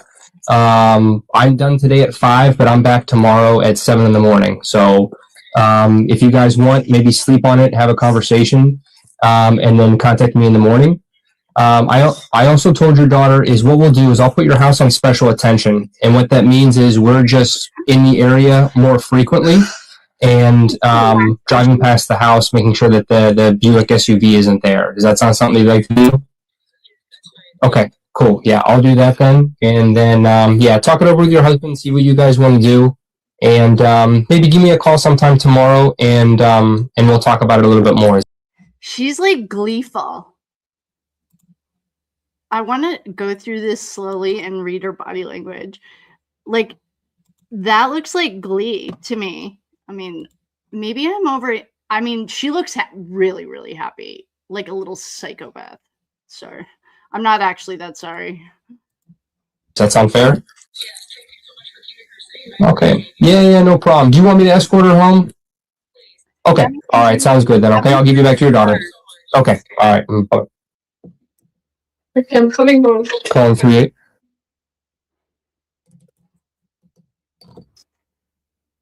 Yeah, thank you so much. I appreciate you guys. Okay. Sure, Jan. I'm going to be up here. I'm going to be wrapping up here, and she wants an escort back to her house on Walnut Creek, so I'll let you know when we leave. Okay, what are your questions right now? I know this is kind of... Like, I don't know, this never happened to me before. Yeah, I just don't want this to happen to any other woman. No, I got you. I got obviously this guy has some issues. Didn't care that when he seen I was a kid when he first got out the car, and then still continued to follow me. So I just don't know what's going on with him. Like, what if he's like, I don't know. I just I don't know. No, I got you. So here's the deal, though. Okay, so as far as you driving and doing what you're doing, you did nothing wrong. As far as what you told me, okay. So you called the police. You made your way up here. That's good. Okay. Just keep in mind, and you're one of the few that kind of has the ability to look around while you drive, so you kind of have an idea of what's going on. Keep that awareness about you while you're driving all the time, okay?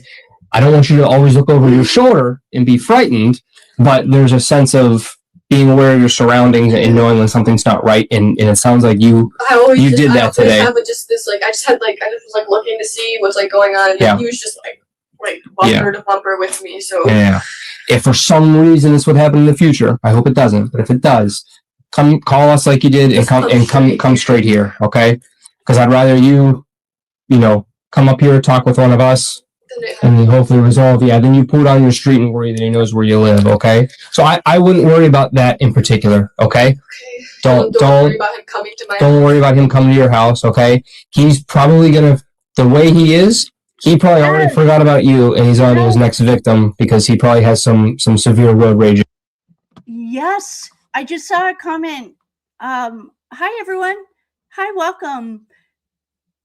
I just saw a comment about yes, that was awesome. About her.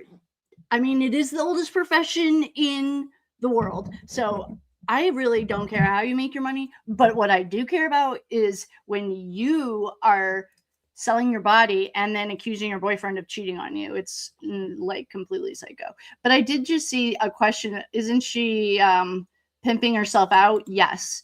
At this time, well, technically, this is April. I can't confidently say that she is yet. Actually, because Rosie doesn't come into her life until the 6 weeks. Hold on. I don't need to Rosie doesn't come into her life until 6 weeks before the accident. That's when the police say that she's pimping her out. She calls Rosie the pimp and Mackenzie the plug. So I can't confidently say yes, that she is selling her body for money in April at this exact moment. But I know there's more to this story. There's more. I know that there's more to this story, but this video is almost over. Issues, okay? So I don't know if that makes you feel any better or not, I but thought I had road rage, but then that's there's always someone worse, okay? Terrifying. All right, but keep in mind though, the littlest thing that you do, whether you're justified. Oh, it's called duper's delight. In linguistics, it's duper's delight. It's like when you lie to someone's face and you get glee and joy out of it. That's what she was doing early, other than the full-blown possessed part, like when she was straight up possessed. Or not, whether you think you're right or not, can set anybody off at any time, okay? Yeah, that's what's terrifying. So that's why I usually just, as best you can, just drive, get to where you need to be. Don't make any gestures. Don't mouth anything off to people. Just kind of get to where you need to go because everyone's crazy, okay? All right. Good driving lesson for you, though, okay? All right. So I'll tell you what. So we parked right next to each other up there, okay? So I'm going to follow you home. Get in your car. Whenever you're ready, pull out, and we'll be good to go then, okay? Thank you so much. All right. Okay. We have... Night-night, Booby. Booby. I'll fix that orange shirt for you. Okay, what time is it? It's 10:48. I'm not really that tired yet. Does anyone here, welcome. If you're new or you're just getting here, welcome to Con Air. We don't know where you're going or where you'll land, but we'll give you 2 water bottles. And if we crash, it won't make the paper because we own them too. Good night, Bobby. Bobby, can you check your email and send me that link? Okay. I don't remember where we read these in-depth reports. And we have 2 options right now. Or we can always go to bed and call it a night. I can do any of the above.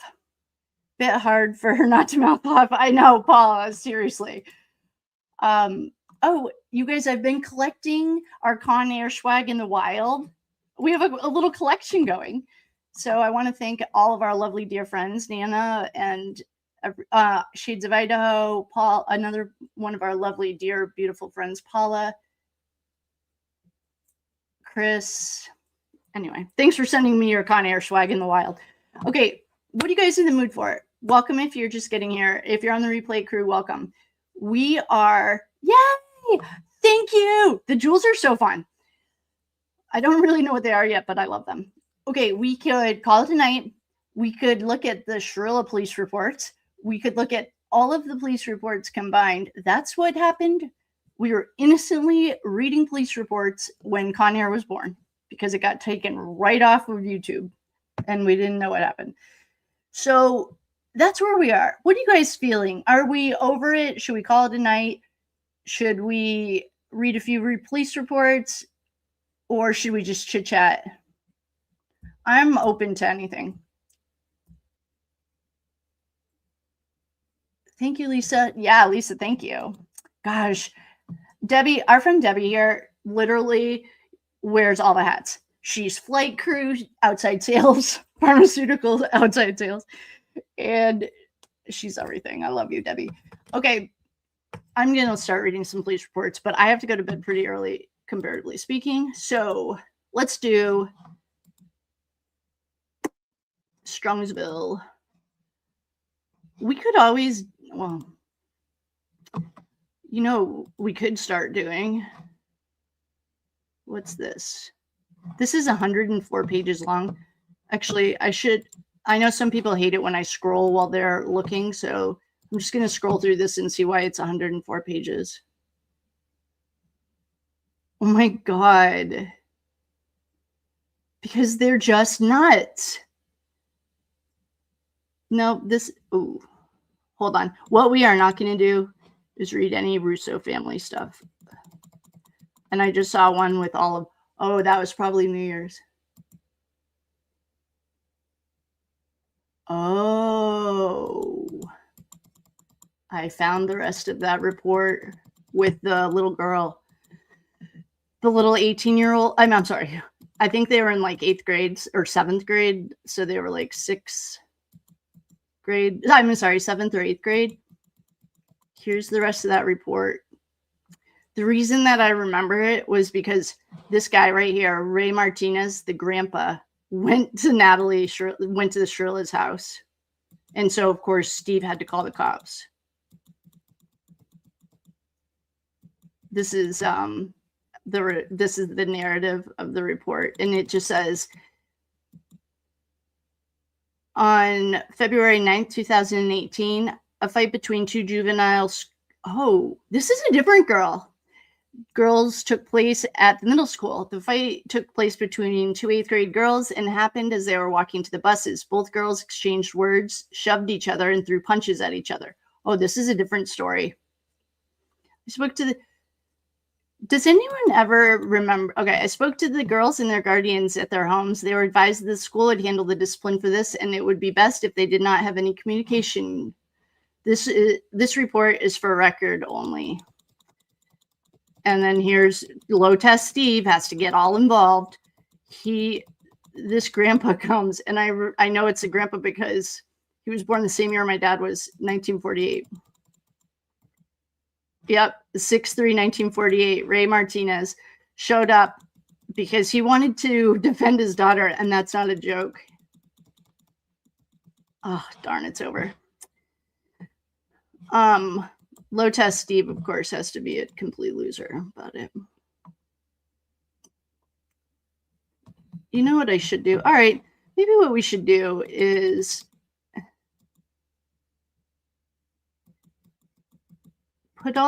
okay, hold on. I'm going to come back over here. I think what we should do is call it a night because, yeah, there is no late. There's no time is a construct, literally. What we should do, this is what I think we should do. First of all, please enjoy my Con Air sweatshirt. I'm not sweating. I love it. And I know people hate it when I touch my hair, but I'm just trying to put it up and I don't have an elastic. Okay, this is what I think we should do. Regroup. We will call it a night. for now because we went through most of the police reports. In the meantime, unless I don't have an elastic. No wonder I couldn't find it.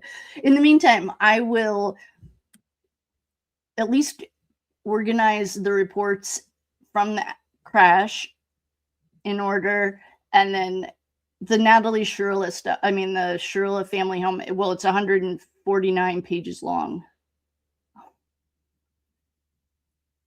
Kate is legal. Legally's here. Hey, Legally. Legally, I was just talking about you. I can't remember why. Welcome, Legally. Oh, I was saying I couldn't find a CAD report, and I was like, God, if Legally was here, she could. I found an elastic for all the people that hate it when I touch my hair. I'm putting it up. Yeah. Oh, Wooly, the reading part, when it's not Mackenzie being a complete psychopath to Dom, is okay. It's that was hard. And we have a friend who hates the voices. So I asked her to come down to the front. I'm still waiting for her to come on down. If you don't like the voices, you can play Mackenzie and I'll be Dom. I think this is what we should do is regroup because yours truly is working in the morning. And I screenshot my YouTube page for you. The ones you screenshot weren't me. Hey, Leagues. Oh, thank you, Legally. We're trying to get Legally in the back door. Hey, Legally, you like my shirt? I was trying to get Legally in. Why don't we see? The thing is I'm not that tired. Why don't we check the Mackenzie Shirilla family things and see if there's any order to them? Oh, there's not. But why don't we just do the very first one when Natalie called on her neighbor who didn't mow his lawn? This is literally not that long ago. 2026. Like June, just now. Like, I mean, it's August. This was like 2 months ago. Okay. This is me. Now this is just petty. I'm being petty. Okay, Strongsville, police report, code welfare check. And Natalie Shirilla. Natalie, how do you have so much time to call the police and check on someone's welfare? On May 3rd. Wait a second. Anyway, the point is, on May 3rd, Natalie called to have a welfare check because their lawn had not been cut and the mail was piling up and no one answered when she knocked on the door. There was a male and female there, 50 to 60 years old. Their names are Dennis and Mary, and they're fine. They've just been lazy about cutting their grass. Like, don't you have anything else to do? We saw your house. Nat. God, AG Tactical. I mean, her lawn, for all we know, this was taken at the exact same time. Oh, here's our friends in the wild. Oh. Like, why are you? I don't know. Anyway, poor Dennis and Mary. Now their names are on a FOIA request. My computer's frozen. I might lose you guys. My computer's frozen. Oh, that was fun. It was fun while it lasted. Love ya. Oh. All right.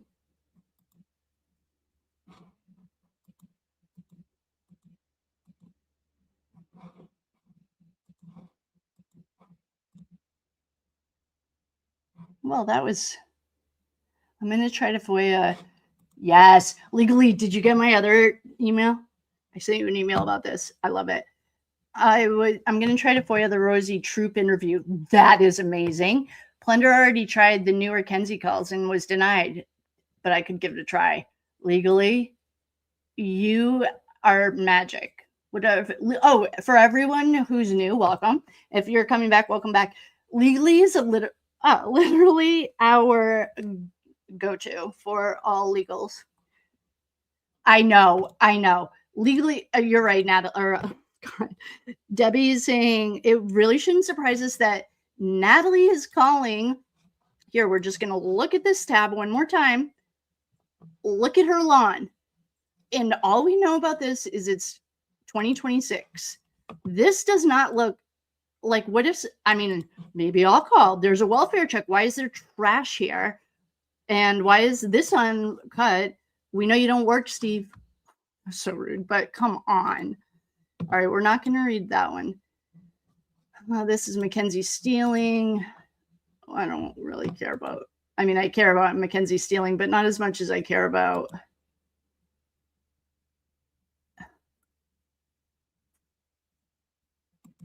Where did that report just go? I don't know. Natalie, stop. Here's all the Shirilla calls. It's like mind-numbing. But at least I don't mind 104 pages of police reports. 104 pages of the text, though. I would need like something else. Wait. Oh, yes. Okay. The next. Okay. So we've seen Natalie's lawn in 2026. We know Steve doesn't work. So you have enough time to call on your neighbors. Like, give me I would be annoyed if I was the neighbor. I'd be like, stop. I'm going kind of past this. We've already read this one. It's about her stealing from Kohl's pair of earrings. There's a very detailed report about that. I just can't remember where we saw it. Oh, this is her hit and skip. Just being a little psychopath.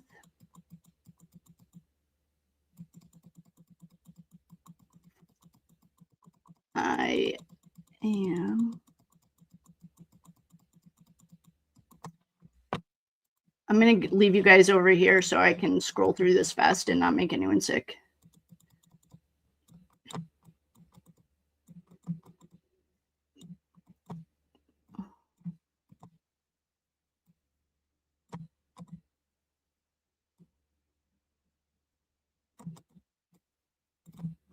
Oh, you know what this is? Something happened to Doyle, this cop right here. This was, okay, we know the code for Strongsville. Can you guys see? Is, yeah. I know. The thing is, like, Willie, no one would even think that they're, like, I, honest to God, would have never even Google Earthed it if I hadn't seen that report about her calling on someone else's lawn. Like, why? Your husband doesn't work. Like, he can't get out there and push this. And like, why do you have trash here? It just, I think it's the like double standard of like calling on a neighbor because you're worried. To me, there's more to that story, but I don't know what it is.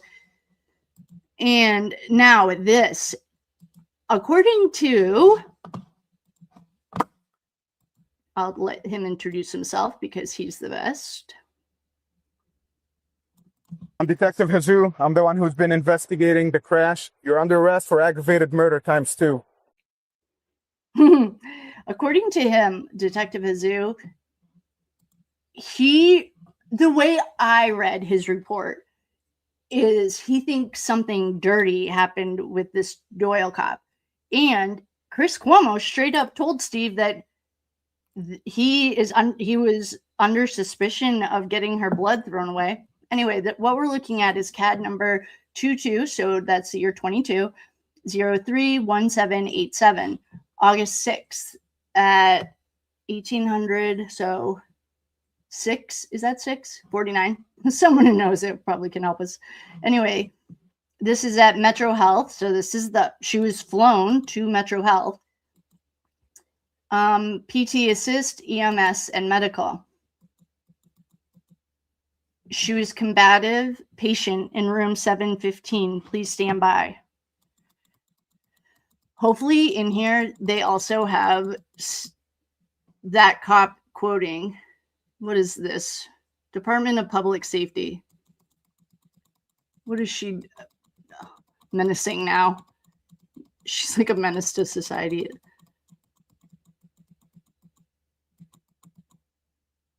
What? Okay, call summary. Oh my God, Steve, this is June 16th. I wonder if there's something wrong with, hold on. When did Natalie just call on this lawn? Okay, this is page 10. June 16th. Like, was there a full moon on June 16th? Hold on. This is weird. I'm just going to Google.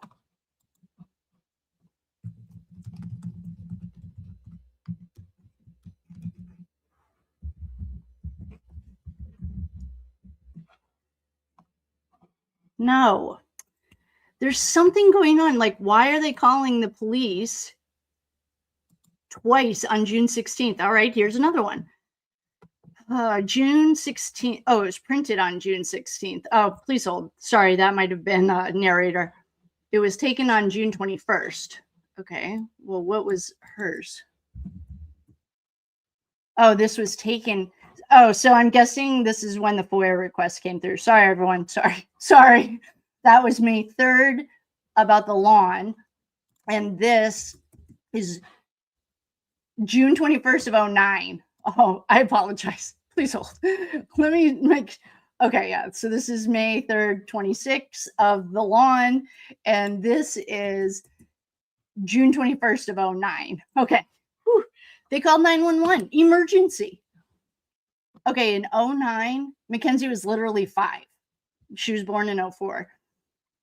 Okay, they called the emergency line. Steve Shirilla called the emergency line. Comp stated that this is the second Sunday that a boy keeps racing on his street.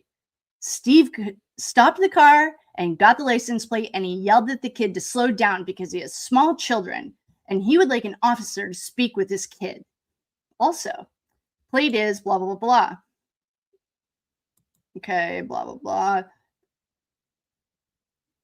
Vehicle no longer in the area. Officer en route to speak with the kid racing on his street. Officer spoke with the driver of the vehicle, Corey something. He was advised of the complaint and on his driving habits. Thanks, Steve, for calling 911 2 Sundays in a row. Okay, next one. Well, May 3rd, 2026. Welfare check. This must be the follow-up to Nat. Yeah. Okay. This is the follow-up. Everything's fine. They've just been lazy. Oh, God, your daughter just got charged with double murder and you're calling about your neighbor's lawn. Oh, disorderly conduct. This occurred on April 5th, 2022, so pre-accident.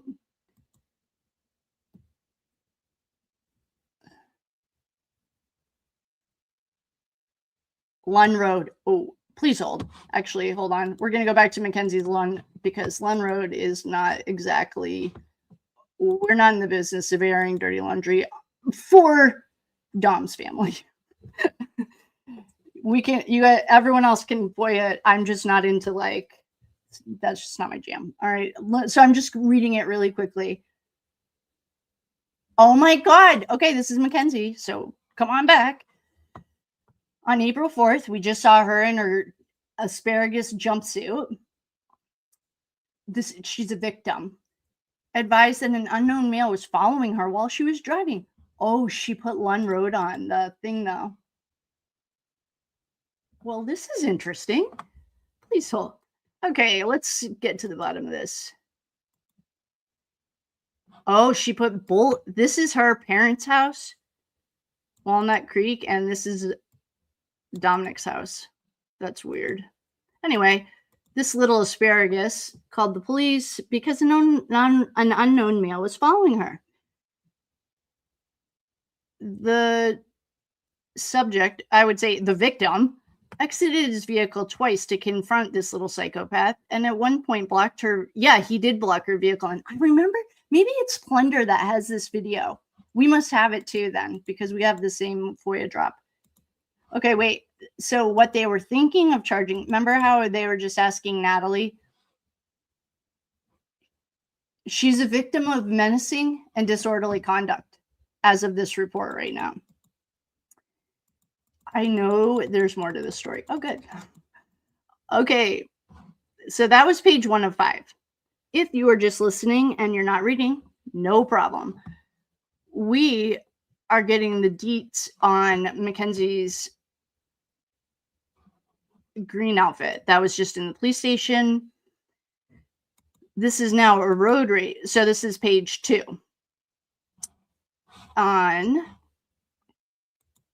This is officer narrative.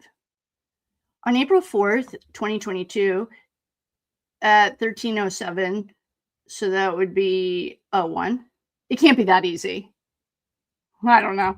Mackenzie advised the dispatch center that an unknown vehicle was following her. She was advised to drive straight to the police station and speak with the officers.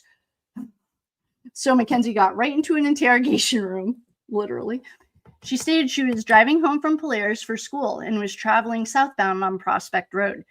She said a dark SUV was tailgating her and first noticed it at Prospect Road and Westwood Drive. When they arrived at Prospect, this has to do with like waffles or something. There's like a breakfast place, I think, that'll be in this. When they arrive on Prospect Road and Royalton Road, the victim, later identified as Daniel, exited. This is all according to Mackenzie. Exited his vehicle and approached her driver's window. In the video provided by Mackenzie's cell phone, it appears Daniel knocks on the window, stares, and smirks at her. Mackenzie stated she continued southbound on Prospect Road and turned onto White Bark in an attempt to get away from Daniel. She pulled into the first driveway she saw, and Daniel used his vehicle to block her in. Mackenzie was able to maneuver her vehicle out and continue driving. However, Daniel cut her off. He parked in front of her, exited his vehicle again, and walked up to the driver's side window. In that particular video, Daniel is seen standing beside the driver's window with his arms crossed, just staring. Mackenzie was able to flip around, and by this time, she contacted dispatch. She was advised to drive straight to the police station. I gathered the facts and attempted to identify Daniel.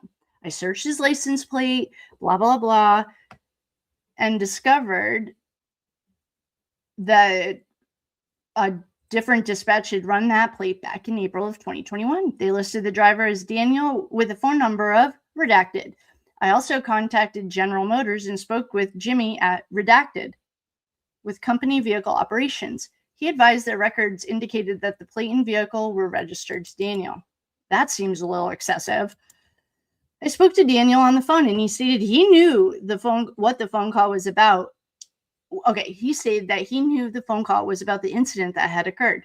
He stated he was traveling southbound on Prospect Road, approaching Mama Julianne's. Okay, that was the breakfast place. I was like, I know there's some breakfast place. Mama Julianne's at 10913 Prospect Road. He stated that the other vehicle, Mackenzie, was behind him. As he turned into the private drive to Mama Julianne's, he stated that the occupant of the vehicle threw something at his car and then flipped him off. He stated he exited the lot and followed the vehicle. He confirmed the details provided by Mackenzie, which was again corroborated by Mackenzie's videos. I spoke with Jan, Redacted, who owns the building of Mama Julianne's. She had a camera that faces the private drive entrance off of Prospect Road where Daniel claims the object was thrown at his vehicle. She will follow up with me later if she discovers anything in that video. I spoke with Nat and advised her to gather more information from her daughter concerning this incident. Natalie stated if criminal charges are available, she would like to press charges, included in the case jacket are Daniel's printouts, Mackenzie's statements, and the stills of Daniel outside of his vehicle. The videos are uploaded to the common folder. This incident will be forwarded to the prosecutor for review. Oh, careful what you wish for, Natalie. That was page 3 of 5. Next page, subject, citation. Oh, this poor Jerry. On May 6, 2022, I received notification from the prosecutor to charge Daniel with disorderly conduct into the Strongsville Mayor's Court. I advised Daniel over the phone, and Sergeant Nettles issued the misdemeanor citation to him. This poor guy. That was page 4 of 5. Oh no, please don't tell me this is all we have. I know, I feel like there's some more to this. Unfortunately, that's all we have for right now. Oh, this is infuriating. This is her and the kid who shall not be named, even in the comments. I'm sorry, you guys. Last time we named this kid or the kid in the red jacket, Con Air was born. Matt Zielinski. This was one of the responding officers. Okay, this is a situation that now shall not be named. And we have this, but Plunder also has it. It's just absolutely infuriating. The kid with an H. Okay, you know what the best part of this video is? Kalisa, I think, is like a mom. I think it was her. And she was like, no. Mackenzie was at fault. That's another one. But if we pull it up, okay. If you're not watching, you're going to have to use your imagination, because the last time we named this particular person, it got taken off YouTube. So we're just going to keep rolling on past this one. It's on Plunder's account, and I know we have it somewhere. It's just infuriating. Mackenzie Lismore. Is this after the accident? And I think she says that, oh, this is June? Wait, maybe this is when they did the FOIA. I don't know. But we're going to scroll on past it because it happened to be that person's name that got our... yeah, okay. We're going to just scroll on past. We're going to scroll on past this too, because this is a same situation, same kid. She's scared for her life. We have all of this. Zielinski, he was in the car accident. Wait a second. I'm sorry. I'm not watching you guys. Are you guys all okay over here?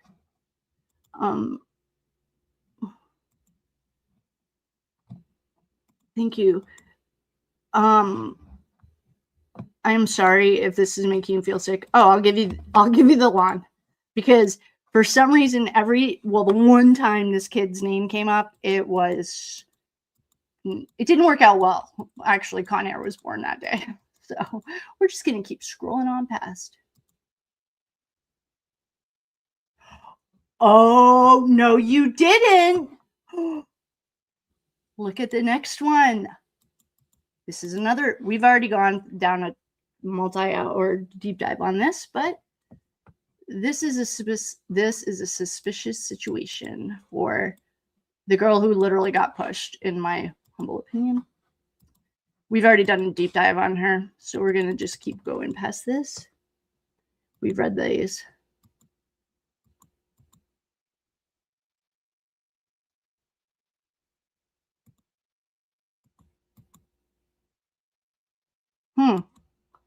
We've read these, but I'm not over it. That was the beginning of the end for her relationship with Dom. All right, what's this? Okay. 2017. Animal miscellaneous. Steve Shirilla called the cops. Did he call 911 or what? There's a deer in the backyard that's injured and unable to get up. Needs to be dispatched. Okay. Well, that was nice. Steve. Oops. Okay. Well, thanks for calling on Bambi. Speeding racing vehicle. Steve. God. If you want to get Steve upset, just drive on his road on a Sunday.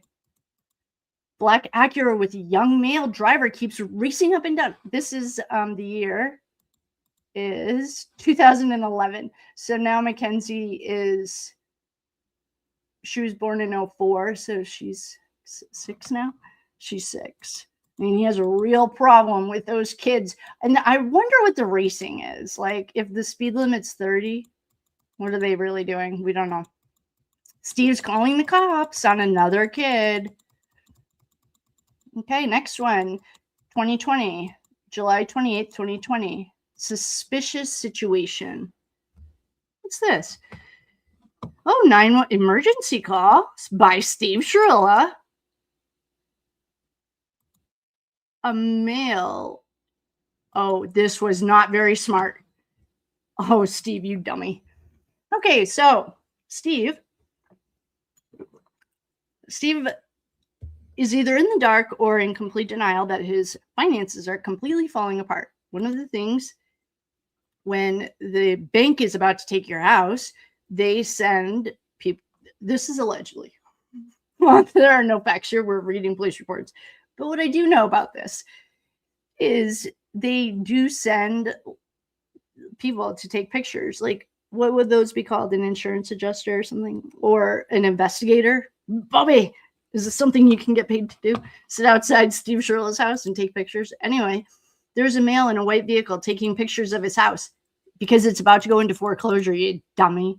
The caller went out to confront him and ask him what he was doing there. And the male sped off. Yeah, he doesn't get paid to talk to you. Yeah, he literally worked for the bank, I'm guessing. The male sped off. Yeah, the older white male with gray hair, possibly glasses, and possibly a beard. Redacted. Steve would like a call back from an officer ASAP. Either Steve didn't get the memo that they haven't paid their mortgage, or he's just like an idiot. Officer 7146 advised that the subject wasn't breaking the law and it's not illegal to take pictures from the road. And he was not too happy about it. Shocker. Mr. Stable. Oh, here we have another emergency 911 call. Oh, this is him calling in the car. Strongsville. Oh, this is her getting arrested. Oh, at Macy's this time. All right. This happened on Saturday, December 10th. Oh my God, this cannot be Mackenzie, right? Macy, I mean, December 4th, 2010, she'd literally be 6. Why are the, well, let's check. Oh, okay. Macy's, incident number 1037295, Strongsville police report of, okay, Strongsville 911 call to Macy's. Okay, why are they going to Macy's? Petty theft from a vehicle. Well, that's interesting. What does this have to do with the Shirillas? Oh, well, let's read the narrative. By Officer Kasuno, number 7175.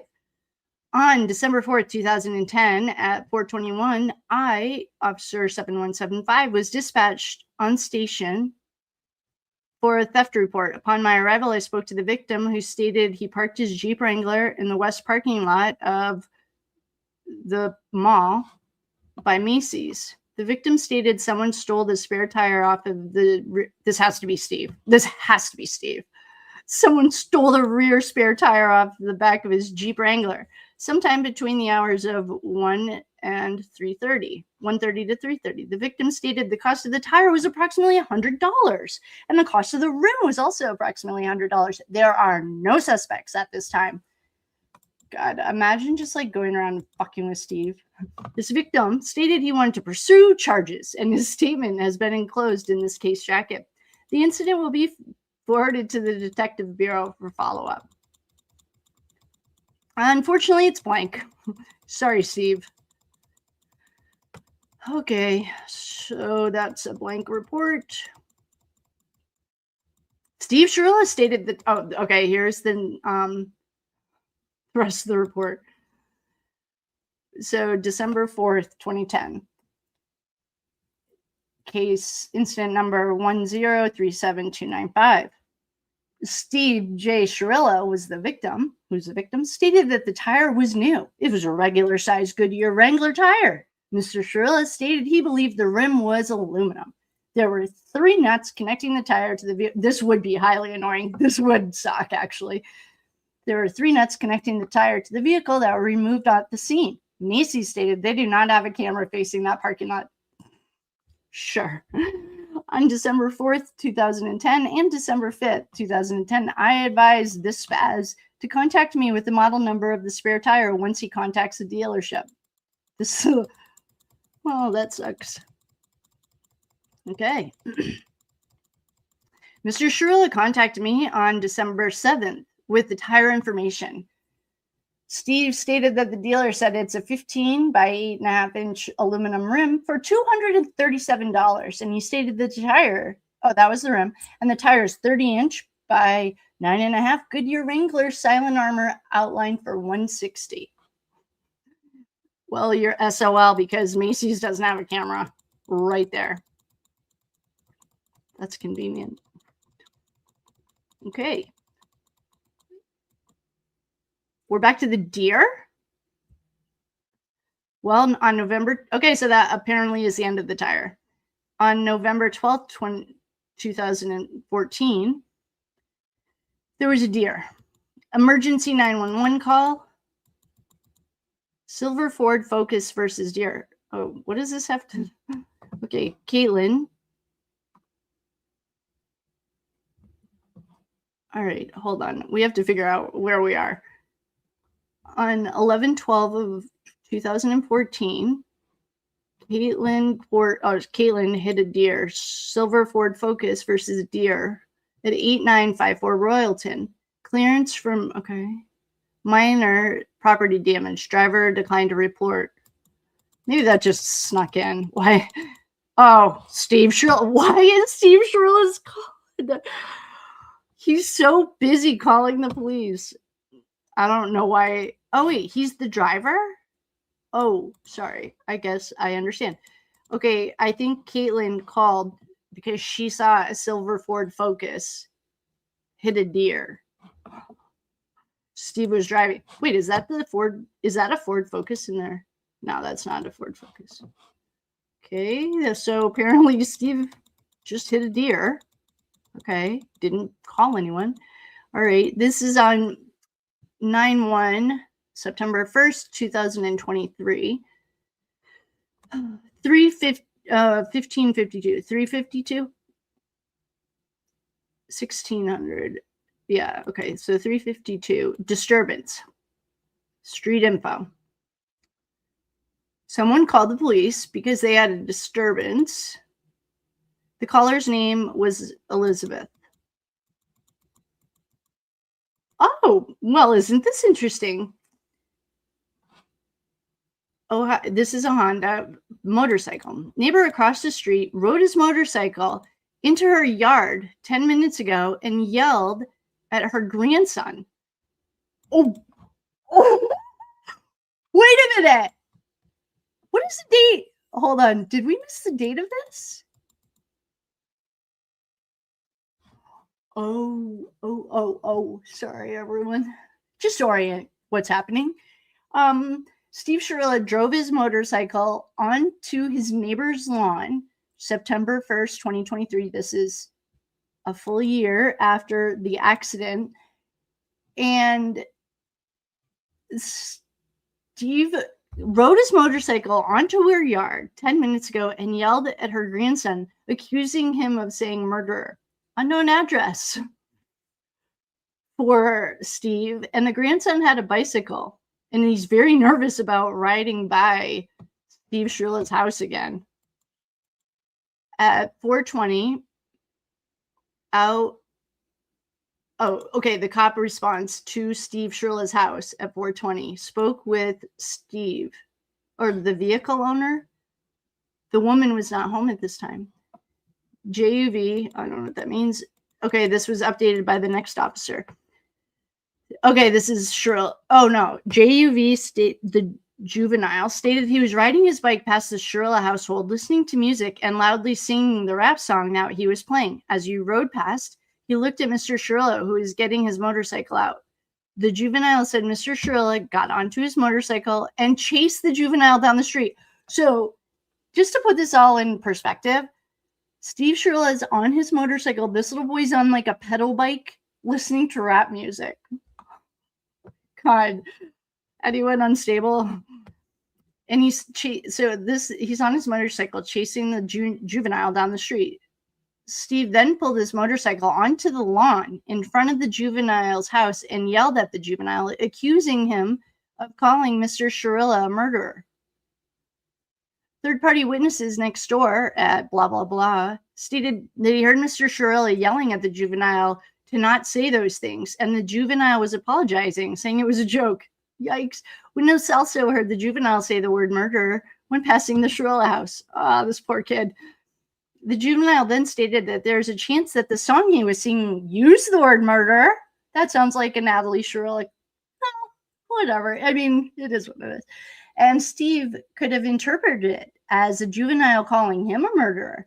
The juvenile's father was on scene and advised of the situation. The juvenile was given advice. I also spoke to Natalie and informed her of the situation. She stated that she would relay the info to her husband and ask him not to chase after anyone if another incident occurs. Is this like worrisome to anyone else? Like, this does not sound like a very stable person. Who chases a kid on a motor? He's on a motorcycle and this little boy's on like a pedal bike.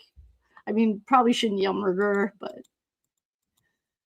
Oh, you know what else? She hadn't got arrested yet. Oh, wait. Yeah, she did. She was in juvie by now. Well, that's a tough pill to swallow when, I mean, she's been convicted now. She probably apologized to that little kid. Oh, these are all the families that were involved in this complete mess. I mean, come on. Somebody got, what are you going to do? Maybe his rap music did have that word right in front of their house. All right, well, here's another. Okay, hold on. Please hold. We are going to look at this. I just need to check that we are not. Okay, we have gone over this. This is Kendall situation, underage drinking. We are passing by Lund Road. We've already reviewed it.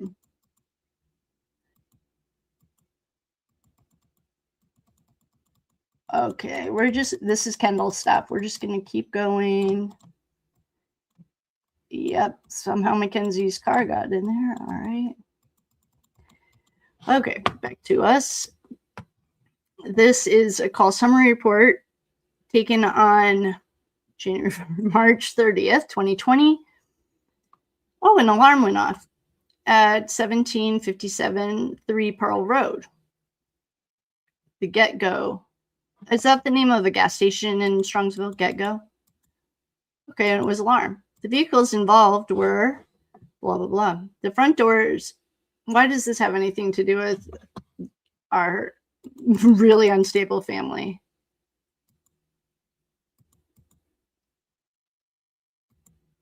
Okay, wait. Who does, hold on. I'm just scanning ahead to see which unstable Shirilla. Oh, there's Nat. All right, here we go. Let's see what this has to do with. Okay. On, what was the date again? I think it was 2020. Yeah, it was March of 2020. Okay. This is an alarm. The north front doors movement in the northeast and the southeast in customer service store. No actual camera footage, just the alarm trips. Left a voicemail for the key holder. Okay. There was an open door on the west side that was located. The doors on the left side of the building are open for customers, and her daughter entered through. Oh God, this is going to be Natalie and Mackenzie. All right. So at 22:34 hours, the doors on the left side of the building are open, and the customer and her daughter entered through those doors to buy hot chocolate and went in the back to buy ice cream, not knowing the business was closed. 22:34. It's like 10:34 at night. This sounds like bullshit to me. She didn't know the business was closed, and then they heard the alarm going off, so they left. What?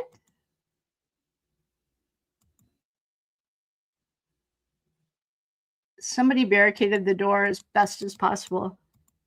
What would they be trying to steal? What is this address? What are they? This sounds suspicious to me.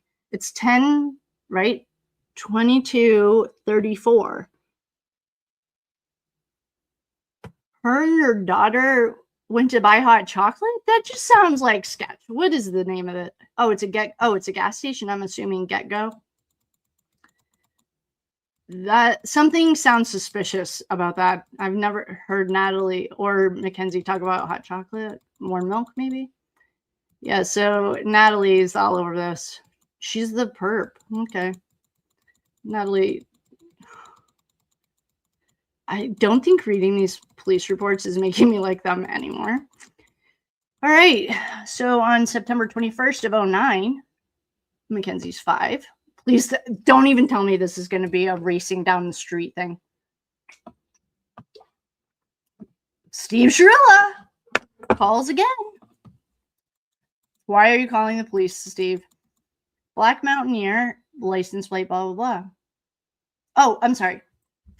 A black Mountaineer with this license plate hit a blue Explorer and took off on 82 at least 5 minutes ago. They are exchanging info. So apparently Steve had a blue Explorer in 2009. Oh, man. Okay. 2013. Traffic stop via rodeo. 2013. Mackenzie's getting into her first, like, fist fight. Steve Shirilla. Again. What is this now, Steve? I think this is where Mackenzie... Oh, it's a disturbance? Wait a minute. I don't know what this was. This just says... 2013, Steve Shirilla was the driver of a silver Jeep. Maybe it'll get into the story down here. Okay, February 9th, 2018, Strongsville Police. Oops. This is their house. Steve Shirilla, older male and 2 high school age females. Oh, yes. This is the guy, Martinez that we were just talking about. This is one of the fights Mackenzie gets into at school. And he brought his older daughter, the grandpa, Ray. I'm assuming that's what this is we're about to read. But older male and 2 high school age females came to the whiny, like Steve Shirilla's house and tried to pick a fight. They're not there now. Possibly referring to a previous fight at school. Yeah, it is. Because this is what the grandfather said, allegedly, that he heard that his daughter was getting beat up by Mackenzie because she's known as bully. So he took his other daughter to go find her house and get the daughter out. I don't think it's that far. Okay. Officer 7167.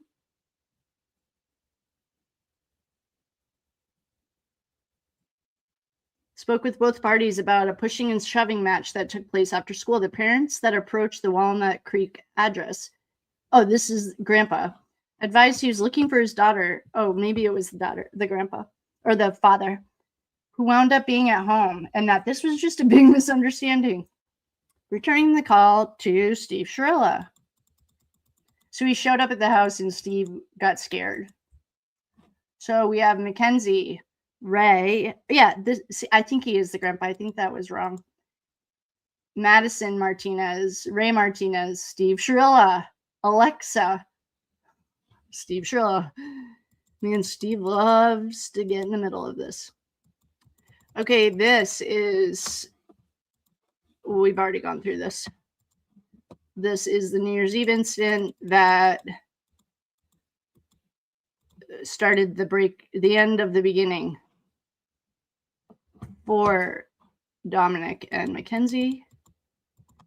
Now we're back to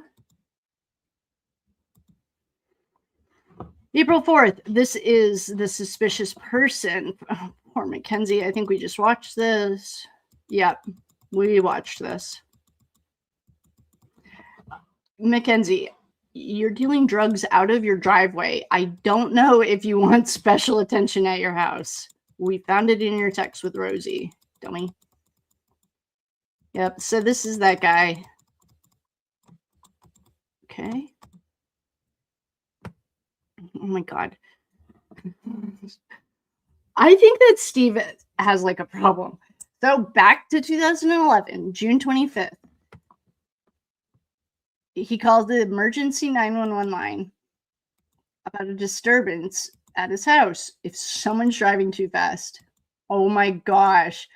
Steve called the cops in 2009 because, I'm sorry, June 25th, 2011, called the emergency line because a silver SUV, possibly with a dealer plate, male and female were arguing. Oh, male and female were arguing. Male was outside the vehicle trying to get the female out.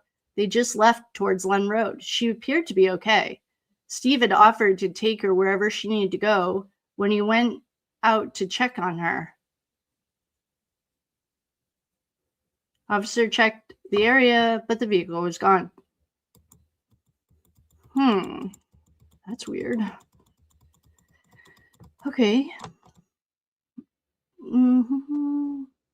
Okay, this is New Year's Eve. We've already gone through these, and I don't know why I'm not. For some reason, everything. Oh, probably because where it was located. Just fast forwarding. We went over New Year's Eve together. Mackenzie's car is in the driveway.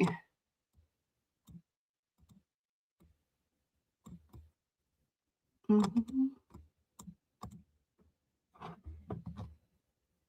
right. How many times did she call the police on the kid in the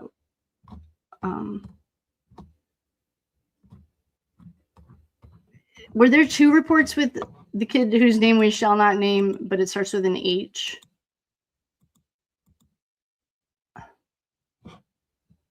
Okay, well, this is going to be funny. God, Steve is such a little bitch. Okay, June 18th, 2008. Steve Shirilla went to the police station. So Mackenzie's 4 years old for harassing communications. Steve J. Shirilla. How is Steve going to the cops so much more than Natalie? He's getting harassing emails from a guy he was doing business with. Mr. Shirilla had a contractor, Matt something, do some work on a fence. And Matt failed to complete the work within the agreed upon timeline. In fact, Steve took time off of work so that Matt could complete his job, and Matt never showed up. Once the work was finally complete, Steve deducted $200 from the $600 he owed him for time lost, time off, etc.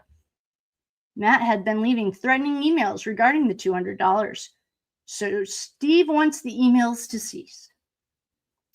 Officer 7134 left a voicemail for Matt to call him regarding the same thing. On Wednesday, I spoke with Matt. He stated he would have no further contact with the Shirillas. Yeah, Matt, do yourself a favor and get out of there. Okay. June 6, 2019. Somebody called 911. A traffic light complaint. Natalie Shirilla, come on down. Red light out on Lund Road heading towards Pearl. Officer 7147 advised that the red light is out. Left a voicemail for the service department. Oh my God. I don't know what number she called, but like, is this? I don't know. Who knows? The light's out. Okay. Well, that was nice. Thanks, Natalie. I guess.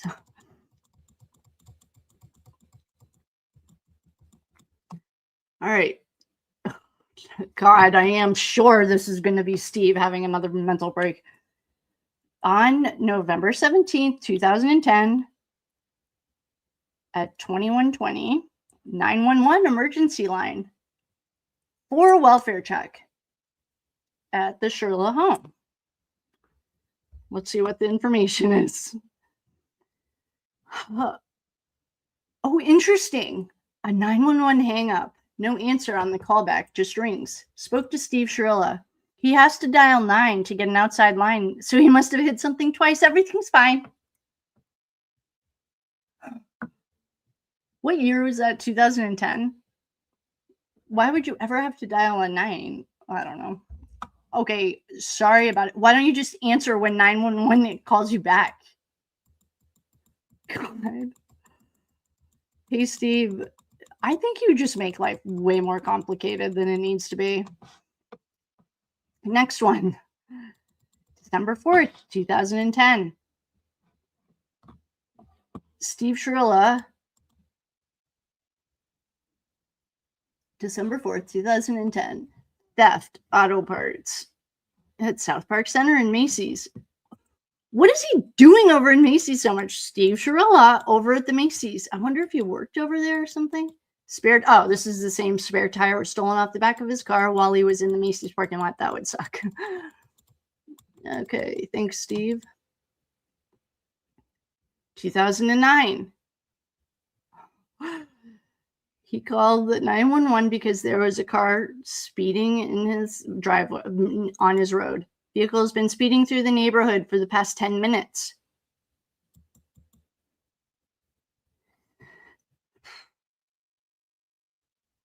And the officer responded and didn't say anything. Okay. October 19th, 2018. Follow-up investigation. Hold on, I think this is going to be from these dates. Natalie. It's a follow-up. I think this is going to be from oh no. All right, I thought this was going to be a follow-up for New Year's. All right. October 19th, 2018 at 4:37, there's a follow-up investigation to Natalie Shirilla's house.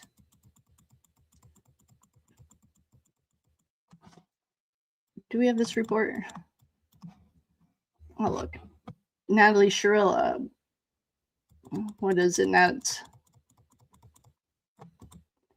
Okay. Oh, that was it. I don't know what happened with that report. October 13th, 2005. 2202, damaged property. They received a telephone call by Natalie Shirilla. 05, so Mackenzie's 1 year old. Natalie states that someone threw one of her pumpkins at her front door and broke the screen. This occurred at about 20-30 hours. So when is that? Why am I falling asleep? 20-30, so is that 10? I don't know. If someone knows it, please put it in the comments. I'm getting tired. She didn't, okay. Natalie stated that someone threw one of her pumpkins at her front door and broke the screen door. That would suck. This occurred at about 20-30 hours, and she didn't see who threw the pumpkin. The cop spoke with Steve Shirilla. There was minimal damage to the door. Well, did it break the screen or not, Nat? There was no report taken. My parents lived in the same neighborhood for 30 years, and literally the one time the cops were called was when they went out of town and I had a huge party. Like, why are they calling the cops so much and having such bad luck? Okay, July 4th, 2006. Mackenzie is 2 years old. The police received a telephone call of property damage on private property. Steve Shirilla. The vacant house next door had their mailbox melted. What does that even mean? He only wanted the incident noted. It happened sometime in the last week, and it's valued at $35. What does had their mailbox melted mean? Like someone set the next door neighbor's house mailbox on fire? These guys are weird. December 18th, 2005. Telephone call to the police. Suspicious situation.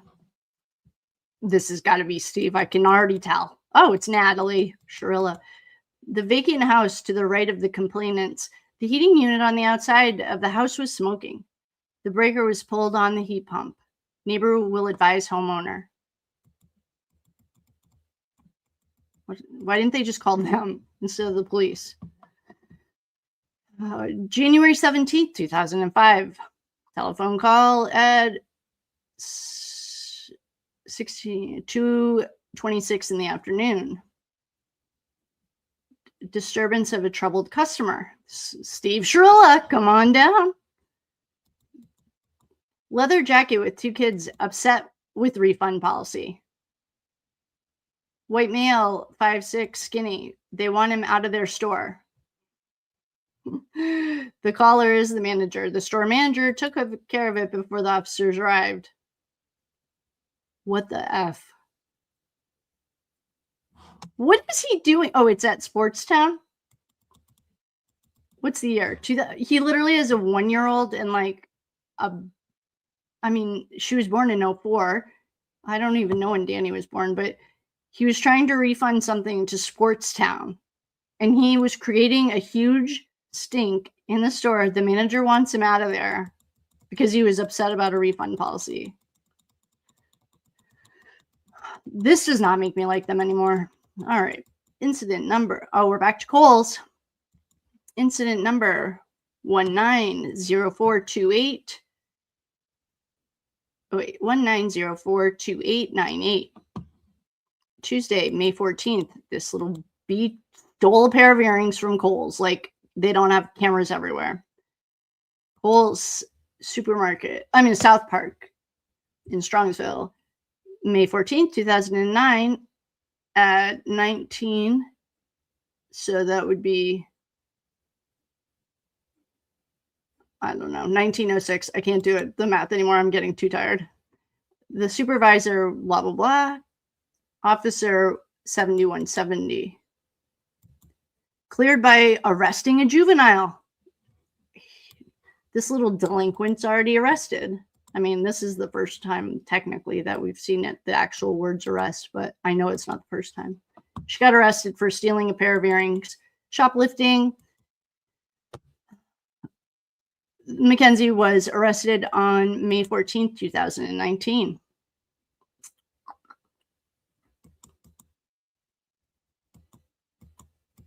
These are the girls. This girl right here was the one that he who shall not be named was arrested with, was spit on. This Bianca. She didn't know Bianca's last name, but she all of a sudden remembered it. Samantha Brown. Maybe it was Samantha that was the older one that had babies. Oh, Juicy Couture. Sunglasses. Stolen by Bianca. She gets charged for this, actually, because the value is over 20. And then Mackenzie stole Sonoma earrings that were only $12. One pair of a 3-pack were stolen by Shirilla. Earrings not recovered. Kohl's decided not to prosecute Shirilla after her arrest because it was less than $20. Come on down. Okay. All right. This is the narrator. Incident number 19042898. May 14th, 2019. Reporting officer, number 70. I think he's missing 2 numbers. They all have 4 numbers. Maybe he's a supervisor or something. Okay, on Tuesday, May 14th, 2019 at 19:20 hours, I was contacted by Eric Regal, loss prevention supervisor for Kohl's at 17555 South Park Center in regards to a theft complaint. Regal advised that 3 juvenile females were involved in a theft incident and were about to exit the store. I located the 3 subjects, positively identified them as Bianca A. Brown, Samantha M. Brown, and Mackenzie Shirilla in Kohl's parking lot, and I detained them. Stolen merchandise was recovered, and Bianca Brown and Mackenzie Shirilla were arrested. Regal said he was monitoring the closed-circuit security cameras at approximately 1906 hours when he observed Bianca, Samantha, and Shirilla enter the accessories and jewelry departments. Regal said he observed Shirilla select a set of earrings from a display, remove 1 pair of the 3 that were on the card, and then return the card back to the display. Regal said Shirilla then concealed the earrings on her person, probably in her waistband. Regal said Bianca selected a pair of sunglasses from a display and walked to a corner of the department not visible to him. Regal said that Bianca came back into view and the sunglasses were no longer visible. Regal said Bianca, Shirilla, and Samantha then went to the women's restroom located near customer service. He said while the subjects were in the restroom, he checked the area where Bianca and Shirilla had selected their respective merchandise. Regal said he was unable to locate the earrings and the sunglasses, but he did locate the merchandise tag belonging to the sunglasses on the floor where Bianca had been standing. Regal said that once the subjects exited the restroom, he requested a sales associate, Wanda, to check said restroom for the earrings and the sunglasses. Regal said that Wanda told him there was been no merchandise discarded in the restroom. Regal said the subjects then walked to the front of the store where they exited into the north parking lot. He said that none of the subjects offered payment for the merchandise prior to exiting. I stopped the subjects in the north parking lot at Kohl's and advised them of the theft complaint. All three denied it, that they had stolen any merchandise. Eventually, Bianca admitted that she possessed the sunglasses, but said she forgot that they were in her pocket. Shirilla continued to deny that she had stolen the earrings, and first saying that she put them back. Then she said it was possible that they fell out of her pocket, and ultimately the earrings were never recovered. It was determined that Samantha was not in possession of any stolen merchandise and had not been involved in the thefts. Bianca and Shirilla were arrested for theft in violation of ORC 2913.02A1, a first-degree misdemeanor. I completed the juvenile records for Bianca and Shirilla, respectively, and they were released to their parents. Regal said the value of the sunglasses stolen by Bianca was $34, while the value of the earrings stolen was $12. Regal said Kohl's would prosecute Bianca for theft. He said that Kohl's would not prosecute Shirilla due to the earrings not being recovered and the value of the earrings being lower than the store's prosecutable threshold. I wonder where they went. What do they call it? Their pocket went prison pockets or something? The sunglasses stolen by Bianca and the earring card minus the stolen earrings were photographed, logged as evidence, and returned to Kohl's. The photographs are included in this report.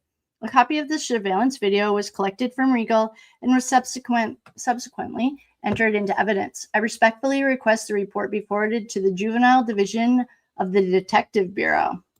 You little delinquent. We're going, 2020, June 23rd, 2020. Somebody called the police because of an animal, Natalie Shirilla. In the back by the lake and the fire pit is a badly injured goose. Okay, wait. Let's look at. Do I have that picture? Yes. So this is their lot right here. And in the back of their house by the lake is an injured goose. Well, that's nice. Okay.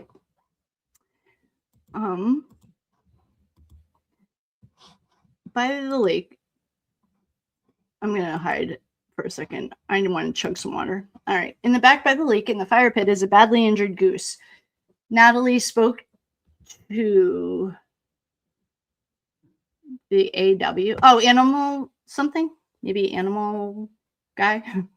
He stated an officer needs to be dispatched. He's not in today. God. The resident is very concerned and does not want to leave the goose by her mailbox for pickup. What? 12 hours. No officer available.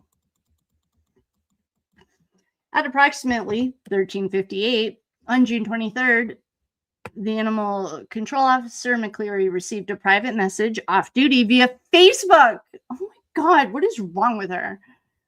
Via Facebook in reference to an injured goose at Natalie's address. The resident was advised that the animal control officer was closed as of 1 p.m. due to work hour reductions citywide, and she should contact the police department to have an officer assess the situation. And if it is determined that the goose needs to be unalived, that the officer bags it and places it on the tree lawn for removal.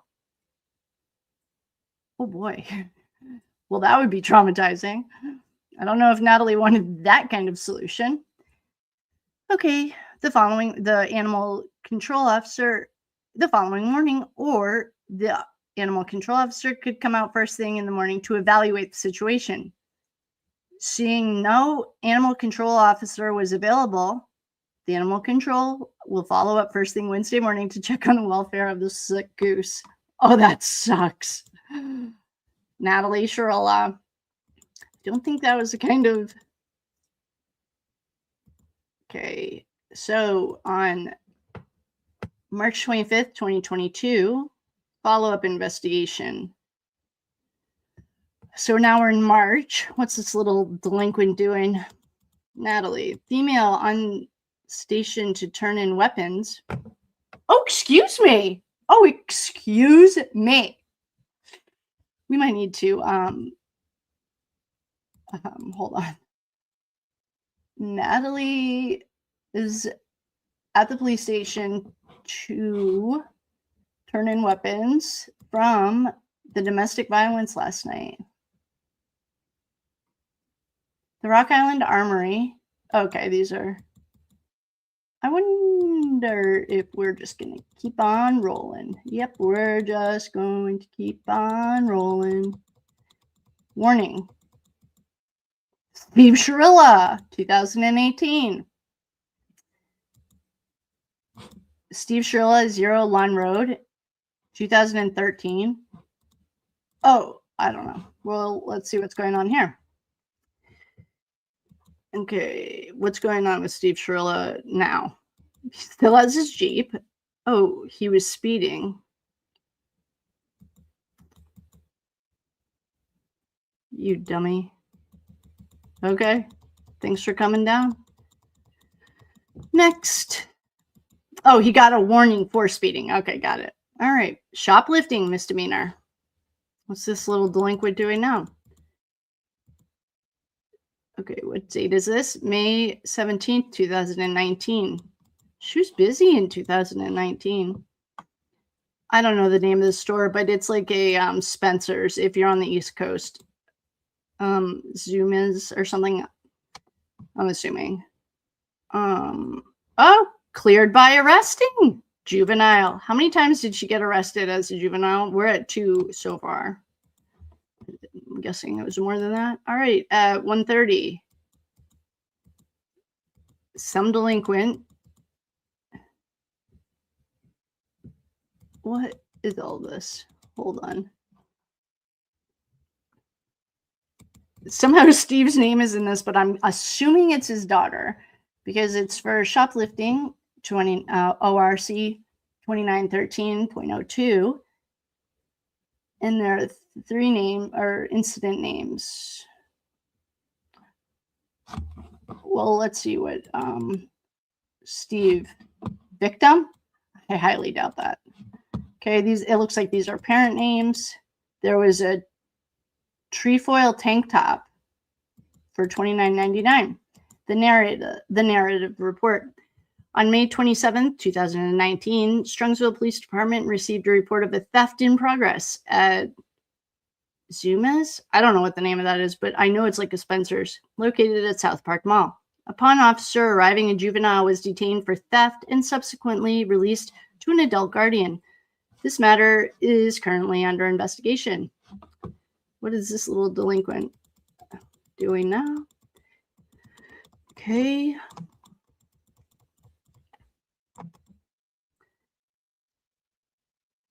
Investigative report supplement, June 2nd, 2019. Reporting officer 7113, Matt Berry. On May 27th, 2019, at approximately 1:30, I, Matthew Berry, number 7113, responded to Zuma's, I don't know, sorry everyone, located in South Park Mall for a report of theft. Upon my arrival, I met with the lady who works there, Jackie. She stated that on this day, she observed Lincoln Mayer select a tank top and bring it into the fitting room. The employee states that the juvenile left the fitting room without the tank top in her hand and it was on the fitting room. The employee confronted Lincoln and as she attempted to exit the store, at which time Lincoln admitted to be wearing the tank top under her shirt. Upon my arrival, Lincoln returned the tank top to Jacqueline and I escorted her to the mall public safety office.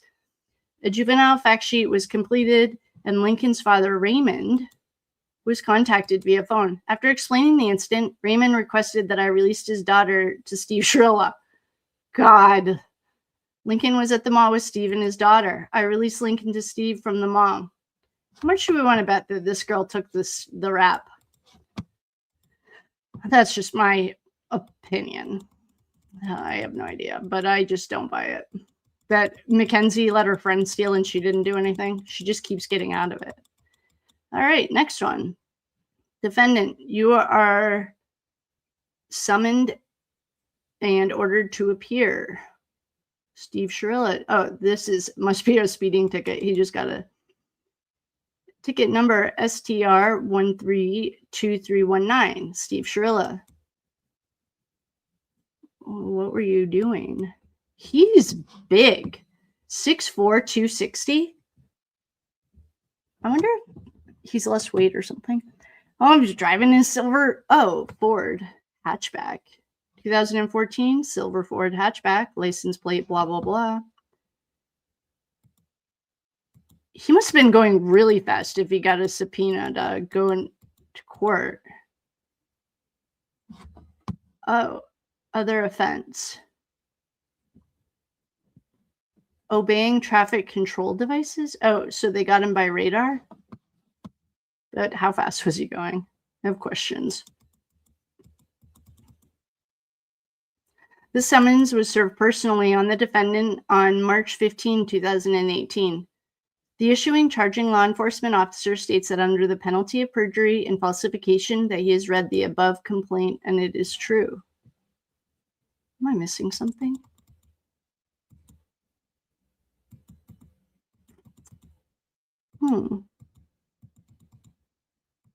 I feel like I'm missing something.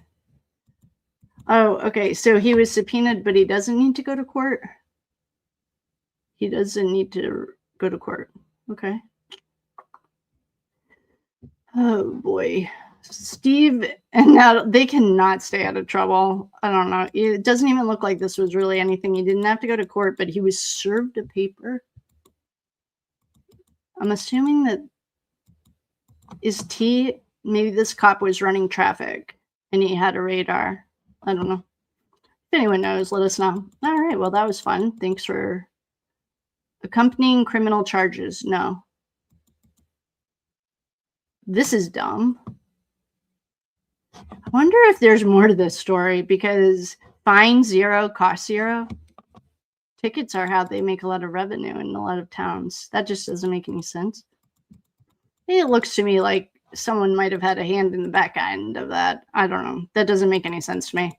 Why would you serve someone a subpoena and not make them go to court or pay anything? What a waste of resources. Steve, back to menacing. This little delinquent. Oh, this is after. Hold on. This is the cemetery story. We will be skipping this because the last time we talked about this, you know what happened. And we're just going to roll on by. I would love for her to. Okay.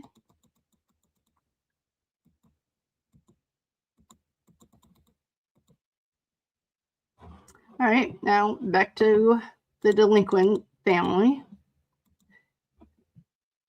This was on December 8th, 2021. Written warning for traffic stop in front of Wendy's. Okay, we should, good thing we're not playing a drinking game because between the three of them, this is Natalie's car. I'm sorry, this is Mackenzie's car. This license plate 369. So on December 8th, 2021, she was given a written warning for speeding in front of Wendy's. Written warning for speeding. Well, and Natalie. Thank you, Natalie. Menacing. Oh, we're back to menacing. Did anyone ever find the brass knuckles that she got as a gift? I heard that she did try to hit someone with it, like a little psychopath. Okay, back to Strongsville High. Menacing. October 19th, 2018.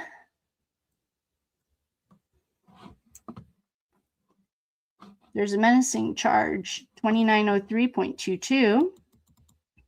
Natalie Shirilla. Oh, we saw this. This girl, Mia Mohammed, wanted nothing to do with the white trash fighting. I'm sorry, it was her daughter. She's like, get away from me, you're white trash. And walked right by her. Narrative by Officer 7149. We read this a little earlier, some of it. On Friday, October 19th, 2018, I, Officer 7149, responded to the middle school or the high school. I think this is it Strongsville High or middle? Strongsville High School. I responded to Strongsville High School for a report of bullying and menacing.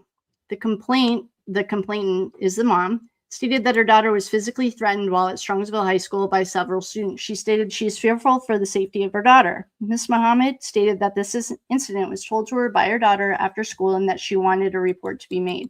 This incident is under investigation. Hey, Steve, remember that time you went on Chris Cuomo and said that your daughter stood up? Oh, no, it was Natalie. Some people don't like strong girls. We read this about Shirilla called her a bitch for not giving her a Dorito trip. What? You can't even make this stuff up. They surrounded her. This are not Greasy.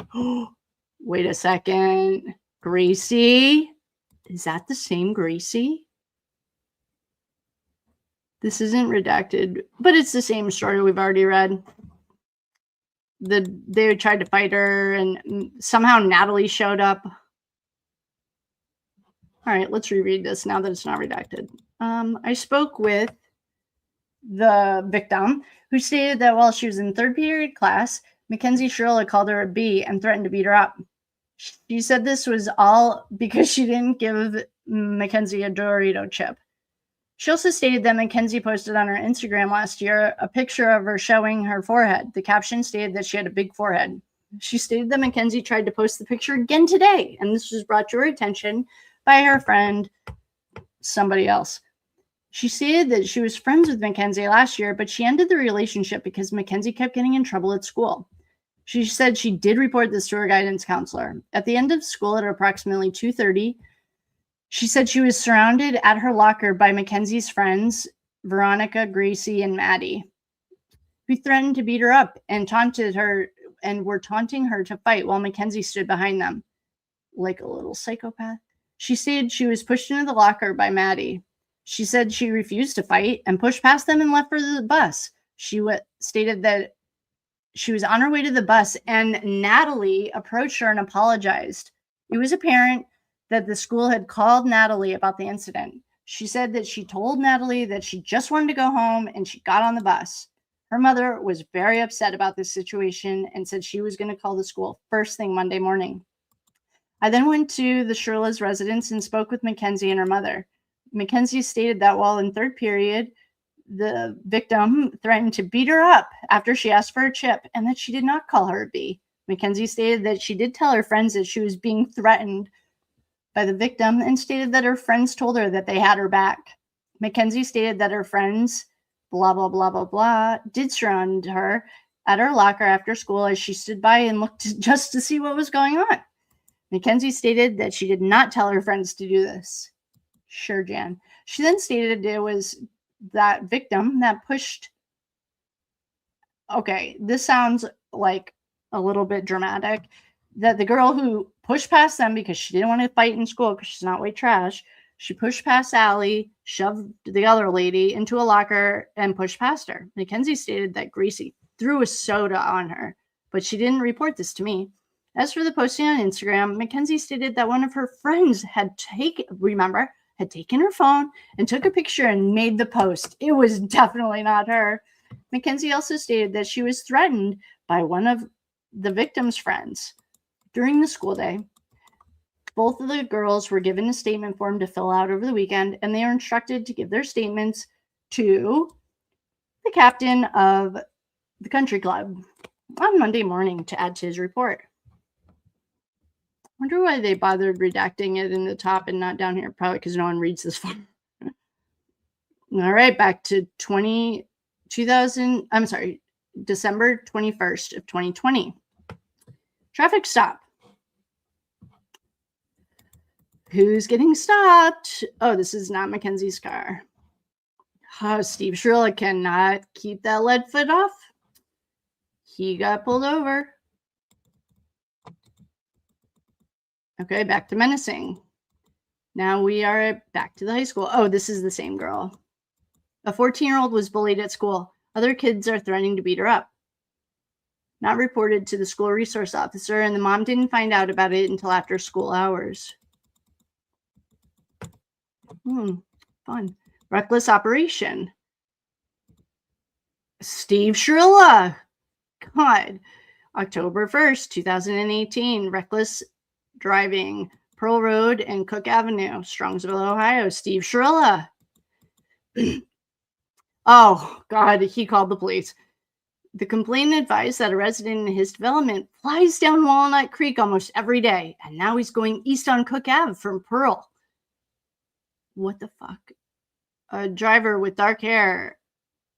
He was following him, and he's no longer behind it. Check the area. Nothing to see here, folks. Steve Shirilla. Steve must be the most annoying neighbor. Oh, back to shoplifting. Oh, this is cool. So we've read this. 3 teenage girls detained for shoplifting. Both juveniles were released to their juvies. Oh, I like that word better. Were released to their moms on the scene, and the theft report was taken. Mackenzie, Bianca, and Samantha. Those 3 get in trouble a lot. Well, that's not the first time we've seen them in trouble.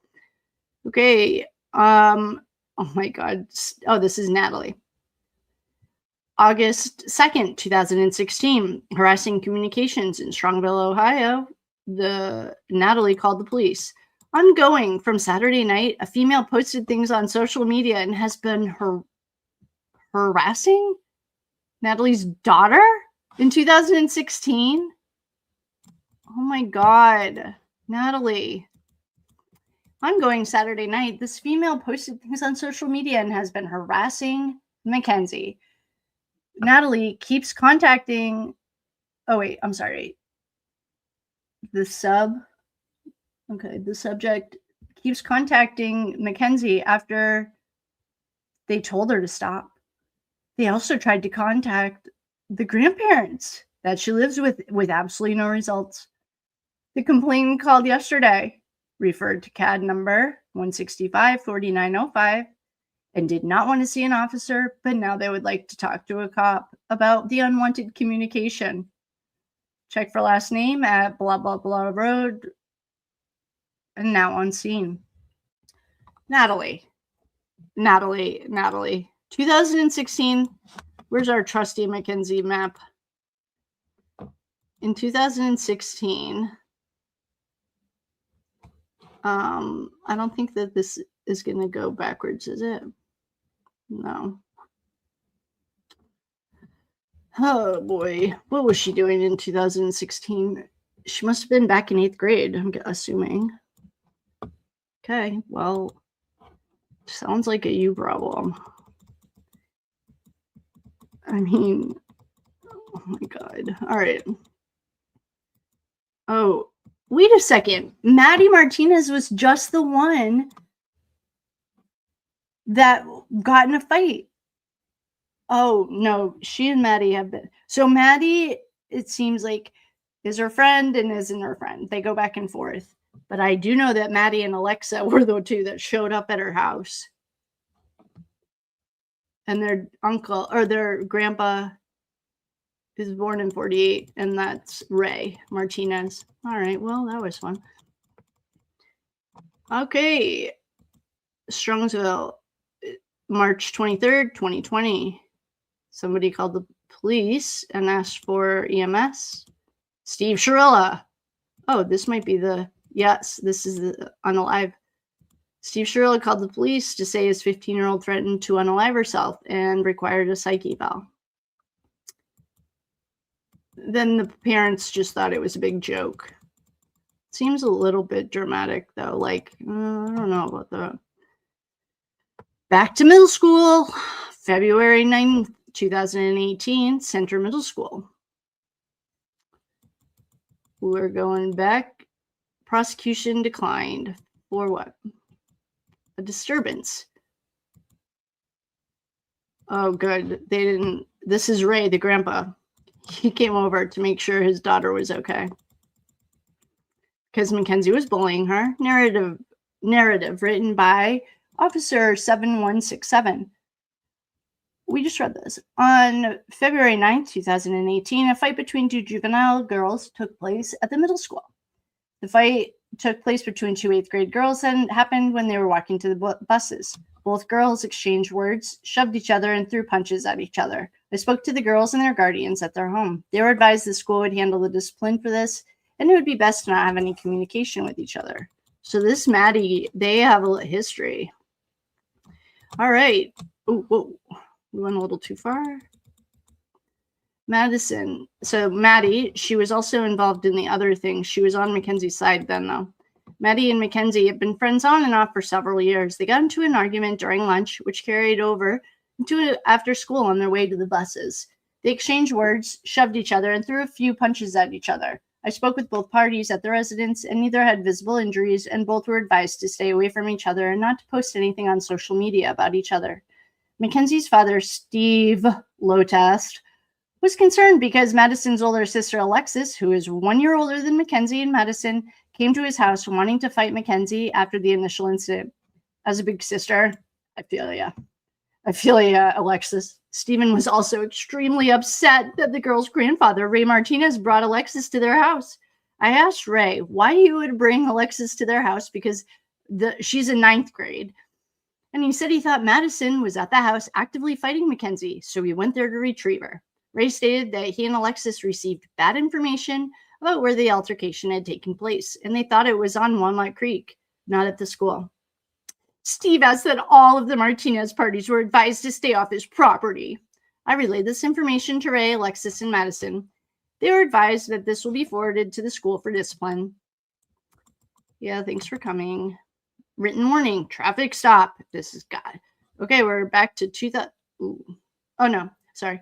May 9th, 2018. Traffic stop. Come on down, Steve. Vehicle, not Natalie, or not Steve, you idiot. Vehicles involved, something about equipment. Silver Ford. Steve cannot stay out of trouble. Okay. March 15th, 2018. Traffic stop.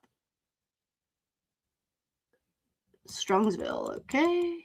Vehicles involved. Steve Shirilla, come on down. Steve cannot stay out of his own way. December 19th, 2017. Assault in person at the Strongsville Middle School. Steve Shirilla.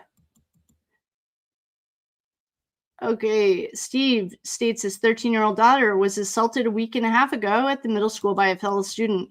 He wants to press charges. Where were you a week and a half ago, you dummy? Tell him to take a... Stop it. Don't be it. Okay, Strongsville Police. This is Ray Martinez again. His 13-year-old got bullied a week and a half ago. Where were you a week and a half ago when it happened, Steve? Why are you jumping in now? Okay, we read this. This is Ray Martinez. Got you. Alexa, as a big sister, I get you. All right. Nothing to see here, folks. Well, that was the disturbing history of the Shirillas. They cannot stay out of their own way. Oh, hi, everyone. Thank you so much for joining me. Oh, my gosh. Hi, everyone. Hi. I'm so glad you guys are here. Oh, my goodness. That was nuts. Hi, everyone. Oh, my gosh. Thank you, Debbie. I just want to say thank you. Oh, yes. I should show you guys the map. I haven't updated it since yesterday, but we are about to do a ley line project. You know, we will. I have a channel message for our friends that need healing. I think what I should do is just shoot you guys an email, or I'll put it in one spot and you guys can grab it and then we can talk about it. I feel like it's something you need. And for our members, I'm on day 2, I think, of Louise Hay, morning and night. All right. Well, I appreciate you guys hanging out with me, or everyone. Oh, Cowboy was here. Oh, of course. He could have played Steve in those police reports. Cowboy, come on back. I love you.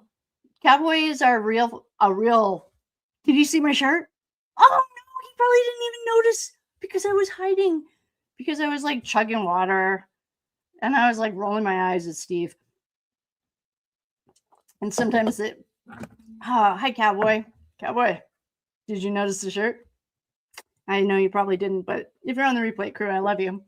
How in God's name can she keep track of who's around her while she's driving? I don't know. This little delinquent, though, like, does not have good role models. Her dad, I mean, in Natalie's defense, the most of the time she called the police, it was for like injured animals. Steve is just like a delinquent. He's yelling at like store employees over a refund. Get the fuck away from me. I work at the pro shop, and if someone yelled at me, the audacity, I would be so mad. I mean, the cops in that town are like 12, but anyway, no lie. Thank you guys so much for hanging out with us. This was fun. Coochie Coochie, Wisconsin. Yes. Hey, Debbie. I love you. Hi, Trisha. Good night, Deb. Well, I'm going to bed. Yeah. Such a Puss in Boots. Night, night. It was plastic, maybe. Hi, Debbie. I think the whole family is on something, or they need to be. I don't know. This guy seriously needs to get a life. Facts. You guys, thank you all so much. Debbie, and the rest of the Con Air crew. All of these wonderful jewels are so fun. I appreciate everyone. You guys, I'm glad we did that. That was really fun. I love you guys. Thank you so much for hanging out. That was fun. It is a little later. Oh, darn. I wish I knew Cowboy was here, but I appreciate Debbie, Con Air, staff member of the year. We have MVPs. Don't worry, Bobby. And Phil. And legally. Legally, we'll get you figured out. Don't you worry, Boo. You might be a bed. But we just read through the link.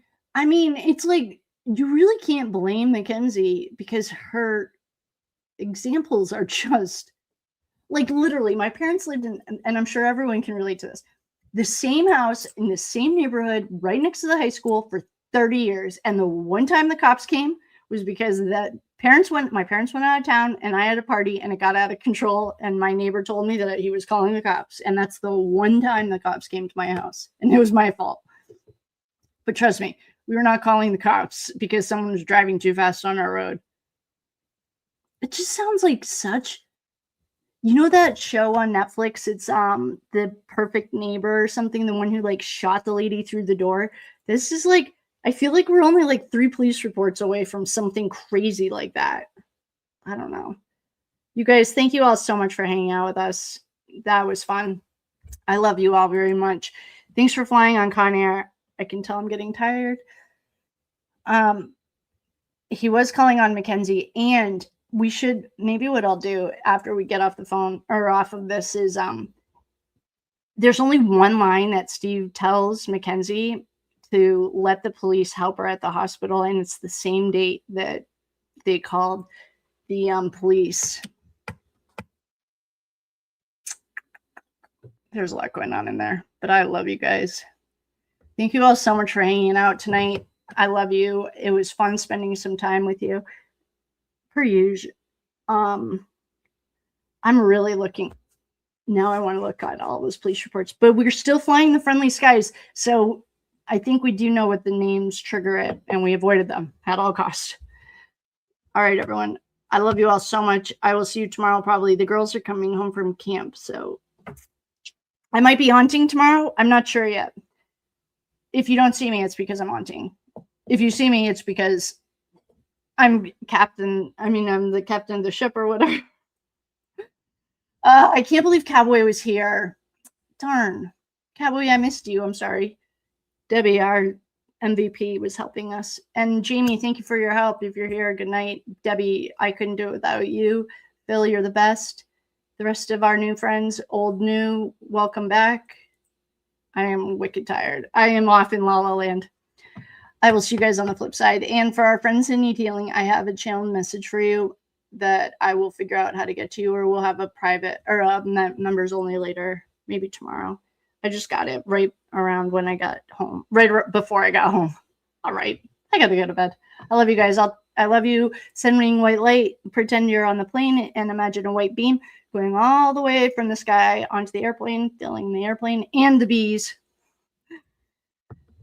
And I love you all very much. I will see you on the flip side. I'll leave you with Boone because there's nothing better than Boone. It was a good day. That's probably what Steve says every time he calls. Had a good day. It was a good day. We've had good days lately.